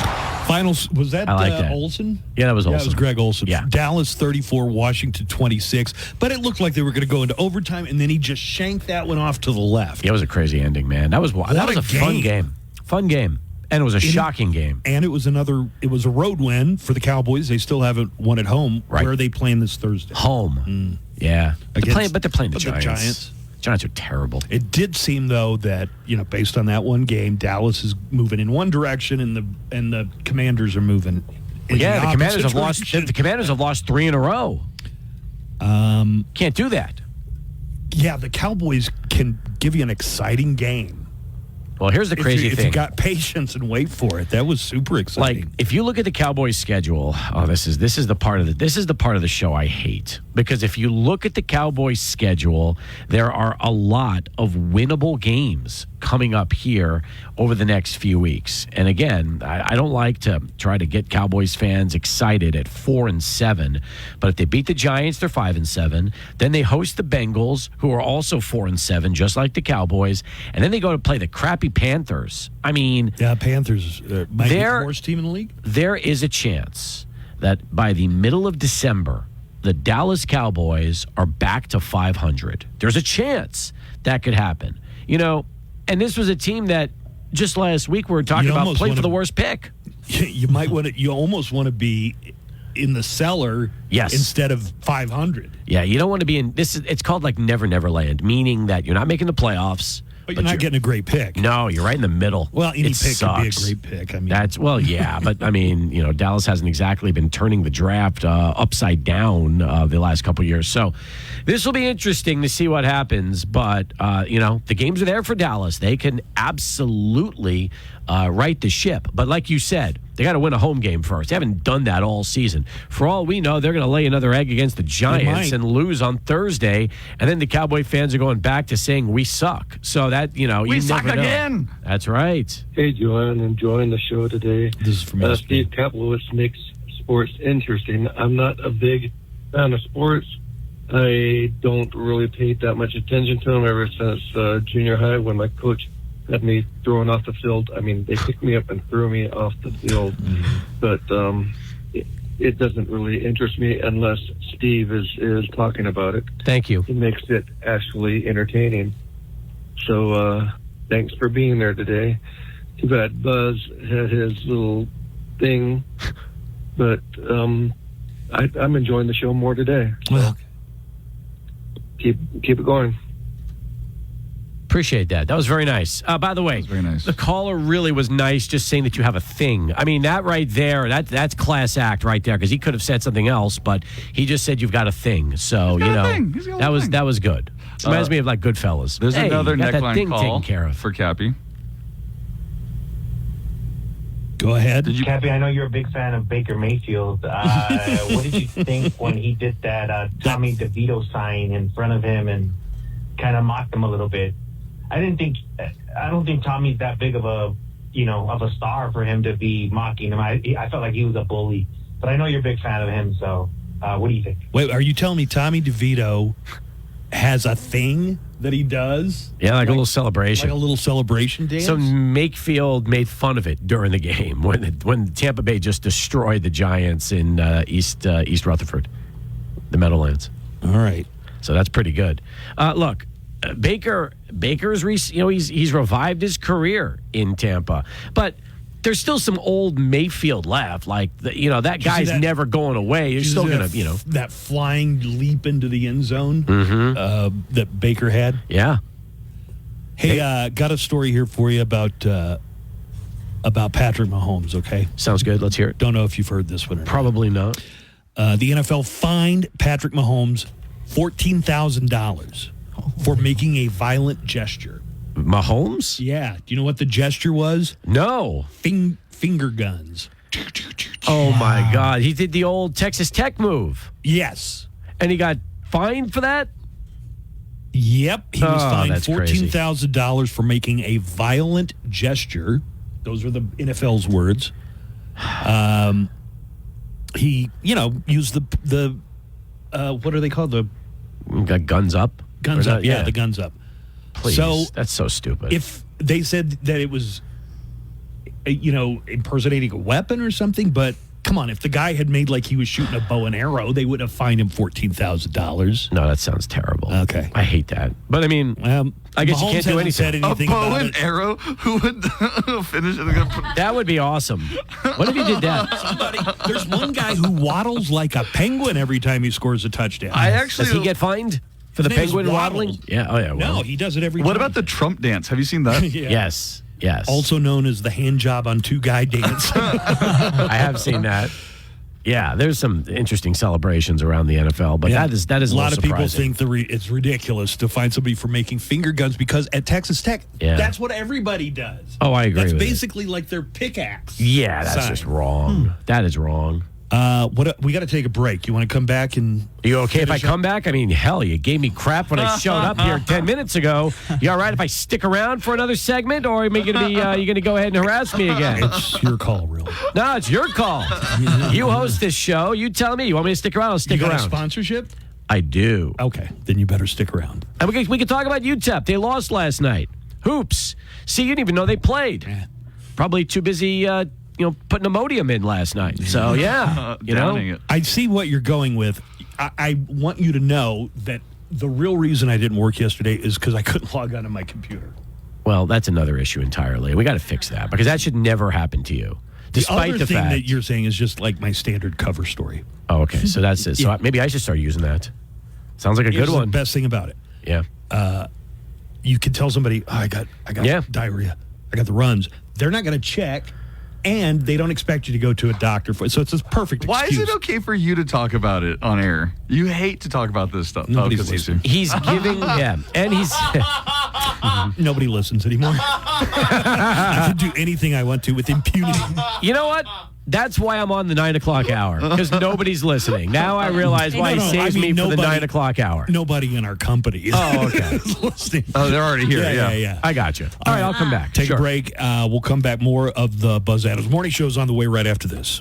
The Buzz Adams with Allstate. In every state, based on the national average annual savings for new home insurance customers surveyed in 2023 who switched to Allstate and reported savings. Savings vary. Live from the KLAQ studios, the Buzz Adams Morning Show. Courtesy of Glasheen, Vyas, and Enderman Personal Injury Lawyers at GVILaw.com.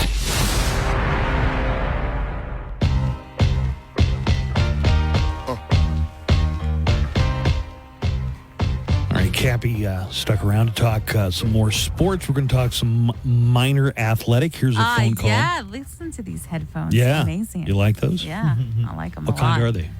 Are they the 7560s?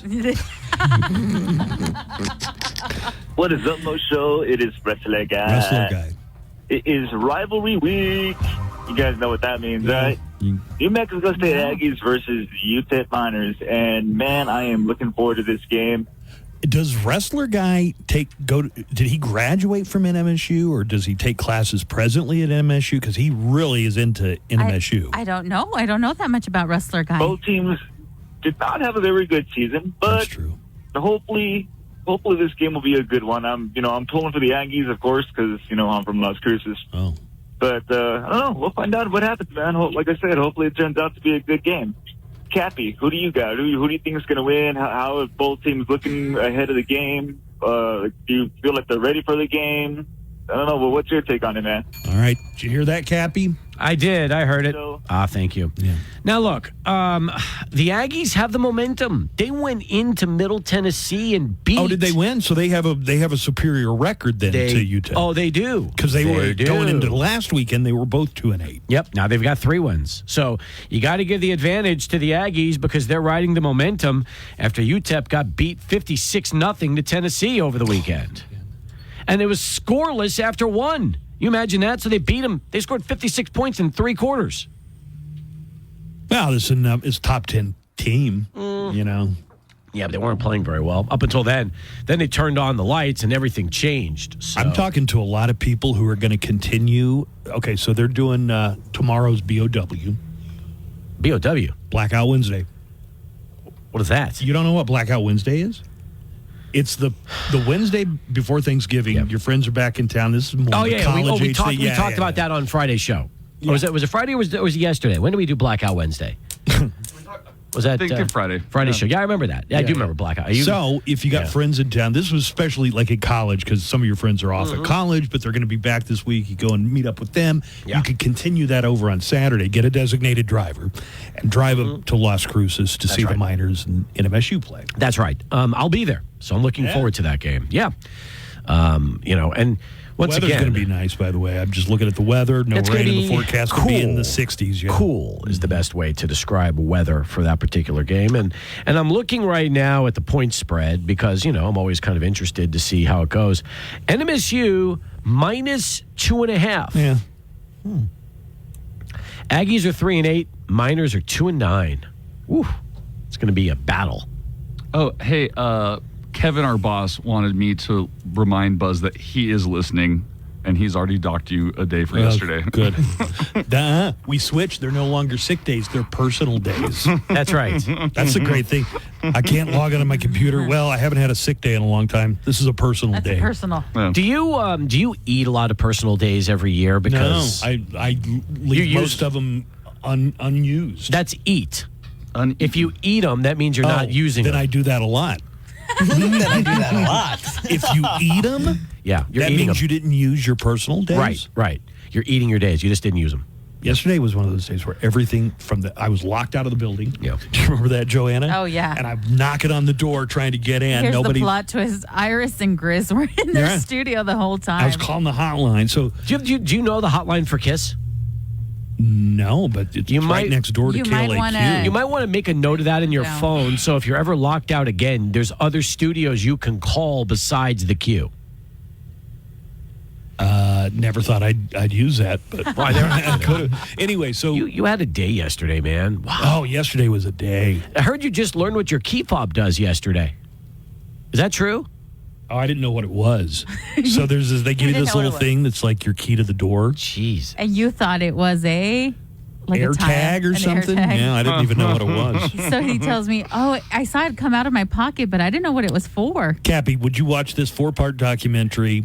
Starts today, or it's on Amazon. Yeah. It's in the game, Madden NFL, a documentary about the video game legacy of John Madden. No, because I never really played Madden. My son plays it, and he likes it. But, I mean, I wasn't one of these individuals that was... God, we have to remember something. I didn't think Madden was around when I was in college, and I was never really a gamer, period. So I never got into it like everybody else did.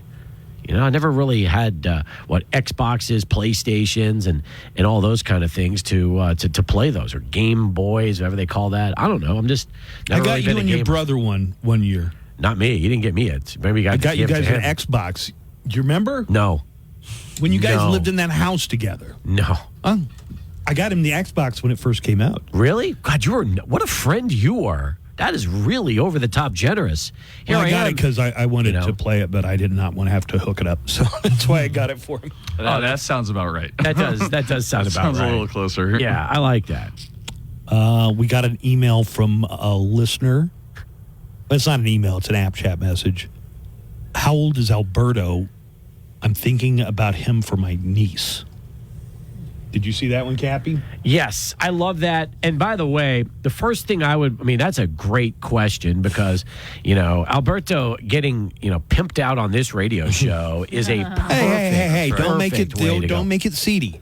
No? It's just somebody who thinks Alberto might be a good match for her niece. Considering how Alberto is not exactly... I would not let Alberto within 100 miles of my nieces. Oh, really? You wouldn't do it? I feel like Alberto's a great guy, man. He is great. And by the way, he also will, he'll find deals. So when they go out, they'll make sure that, as long as they're having deals at Chili's. He'll get the most bang for his buck. That's for sure. That's what I'm worried about. Alberto is a very nice guy. He is a very nice guy. I love Alberto. You heard that, Alberto? Yeah, I thought I was going to go south there for a second. I was like, she has not answered me back. Well, first off, Alberto, tell him how old you are. I am 26. 26 years old. Yes. Perfect age. And as long as it depends on how old your niece is. Right. If she's like 48, does I was thinking that's a little hard. 48. She could be. Who knows? Alberto, do you have a general age range for girls you date? This is a dicey area. Be careful how you answer, Alberto. Usually just around my age, usually. Okay. Give or take a few years? Yeah. They can consent. Oh God. Yeah, I wasn't thinking younger as much. I was thinking older. That was my question. How old are you willing to go? Man, only time will tell. That's one of those things where it's like you don't know until you have that in front of you, until that situation's in front of you. As long as her niece is okay with long stories. Yes, they go nowhere. That have no point. Yeah, And you know what? seriously. I appreciate the self-awareness. Yeah. He had a point to the story. I heard it earlier before he was telling you. But then he gets mad when you try to tell him to shut up or to go faster. No. It's just jump to the end. Buzz Jump ahead. Can't be bothered with the Right, fluff right. and details. You can't tell me a 30-minute story and forget what the point of your story was. Because then Buzz forgets things. Hey, Cappy. Hey, can we mention UTEP lost last night to San Jose State in Henderson, Nevada? They're playing in a Ball Dogs Classic. You get 3 games in 3 days, and they lost yesterday 71-65 to San Jose State. So that's their second loss of the season. But now, are we talking men's? Men's. But now they're Kind of playing up and down. Like they played well against teams, and then they've folded against teams they should have done better against. Yeah, that's accurate. They play Long Beach State tonight. That game's going to start at 6:30. We'll have our coverage starting at 6 o'clock tonight. So if you want to watch that game, it's on the Flow College Sports Network, and apparently a subscription is required. We've been told it's $20 to like get a month's worth of that, so you can basically get all 3 games for $20. Well, 2 games now because you missed out on yesterday. But the Miners, it wasn't really a good game, Buzz. They put themselves in a big hole. They were down by as many as 18 points with 9 minutes left in the game. Then they came back, got it down sounds like to they closed 3. it to It sounds like they closed it. They did, but San Jose State came back to win the game. So San Jose State, the problem is they were 1-5 going into that game, so they're now 2-5. UTEP now falls to 3-2 on the season. I now have a new favorite name for an NFL player. It had been Jadeveon Clowney for a long time. Just a great name. Jadeveon Clowney. Is Jadeveon still in the league? Are you down yes. to Clowney? He is. Jadeveon Clowney. I just love the name. Every time they call it Jadeveon Clowney, boy, that's so good. You know who my new favorite is? He's a Cowboy. Osa Odighizuwa. Oh, nice. Osa Odighizuwa. Are you familiar with him, Steve? Yes. He's a defensive lineman for the Cowboys. Yeah, and you're pronouncing his name good. What Osa Odighizuwa. Is it Ziggy? Because I was going to say it's Wa, not He's been Wu. pronouncing it different every time he said it for the past I just 4 like that hours. it's so ziggy. You know, that's what You it like sounds that? like. You know what would be great? You need to start. Osa Odighizuwa. Hey, yeah. Hey guys, there's an app chat message from Joe. He says, when you come back, you need to ask Buzz to play the other Steve Caplet song. There's an other one from the 90s. It was done to the tune of Peaches by the Presidents of the United States of America. It's the one where it goes, his face looks like Screech's. He's the sports dude. Yeah. Because and when I first there was started a period where the guy who played Screech and Kaplowitz were Dustin David. doppelgangers. Doppelgangers. That's what they said. Oh, Look, no. Everybody said And that. by the way, Did you kind of have a fro? Yeah, I did. When I first started, I did. I did. I'm telling you. But then Dustin Diamond died, and it's like, you know. He just died a few years ago. Yeah. Well, you're looking better than him now. Yeah. I appreciate that. Thank you. That was very nice. What a great segue to go into Underdog, folks. The place to play if you're a sports fan looking to win money while watching sports. You know, with their Pick'em game, you can win up to 1,000 times your money just by choosing higher or lower on player stats. They've got all your favorite leagues, teams, and stars to choose from. And the double flex option from Underdog gives you the chance to take 2 L's and still have your entry be a win. Now, I'm looking at Thanksgiving fantasy. I'm looking at football, the daily fantasy games from Underdog. Caleb Williams of the Bears. They play the Lions Thursday morning at 10:30 a.m., and you can go higher or lower than 229.5 passing yards. I think I like lower with that one for Caleb Williams. Patrick Mahomes, 246.5 for passing yards against Las Vegas. I think I might also go lower. I'm starting to trend lower on some of these picks, and they're doing really, really well. Now, this season, Underdog will be running a special promo or bonus almost every single day, like Profit Boosts. Pump up your winnings in just a tap when you apply the boost to eligible entries. Discounts. You'll get adjusted projections on certain players' stats to give you a better shot at a big W. Free picks. They're basically a sure thing. A player just has to get higher than half a yard for that pick to win. Plus, all new users get a free pick.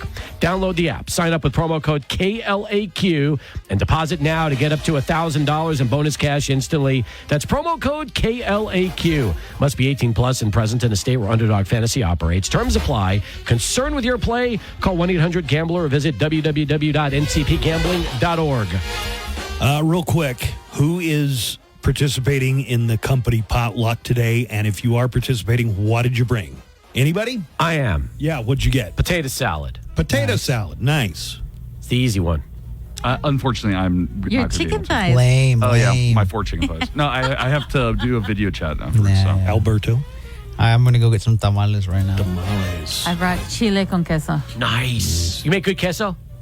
Vista makes good queso. That's there we for go. Sure. Did you bring... Tostadas? You brought Yes. tostadas? Because I was going to say I could just run and get some tostadas, and that could be my thing. I forgot all about it. Did you? Well, you Completely. can still redeem yourself. Remember You can what I still was- bring something. Go get something. You used to bring like a fruitcake. Well, No, so I he never would just brought- I walk in never- by himself? That's not true. I never brought a fruitcake. I would bring the same, and this was like a decade, every year in a row that we had one. You're a the couple fruitcake. buckets of KFC. Oh, that's true. You can still do that. Do you remember that? I do. You were the KFC guy. Yeah. 2 buckets. There's a dollar store right next door. KFC. Truth is, he would go. Morning show. Listen. I'm calling in because I wanted to complain, and mainly just lodge a complaint about everybody here in El Paso who has Thanksgiving or any holiday potluck that you're supposed to bring stuff, right? Should it be stigmatized that whoever decides to bring like the big dish is like, all right, we'll bring a big dish, and everybody just write your name on your list and tell us what you're gonna bring? Nobody should be making a face at the person who decides to bring chips and salsa or soda. Porque what if I don't know how to cook? You know, what the hell? I wanted to bring chips and salsa, and that costs money too. It's just as good as your big ass turkey. it shouldn't be a stigma. It should have been am I the a-hole kind of situation, but it's kind of not, because I know I'm not, because I know I'm right. I bought soda. I mean, that's like 2 hours of work time right there. I think sometimes they provide point. the drinks. Oh, yeah. Like they open up the Soda machines. the soda machines. Bring 4 packs that you get at Albertsons on special. So no, don't feel bad. Take your soda, take your chips and salsa, take anything, you know. But people that make the face like, oh, he only brought soda, thing I put them, should be unstigmatized. And Derek also wrote about potluck luncheons. He said, I'd rather have store-bought food than some of the dishes prepared by my booty-scratching coworkers. Yeah. We've got great coworkers, I'm sure. None of those them here. are None booty. of those here. Come on in and be seated. We're already eating. Welcome to my crazy home. There's green bean casserole and warm crescent rolls. But please leave all that stuffing alone. Even though I was starving, I did all the carving, but turkey is not what I need. Keep the cranberry sauce and that gross bowl of squash, but send all that stuffing to me. All that stuffing, I just cannot stop. All the stuffing, I'm about to pop. All the stuffing. Hey, this is stovetop. We are homemade. You know what I think? I think you talk too much. Blah, blah, blah, blah. Hey, man, we're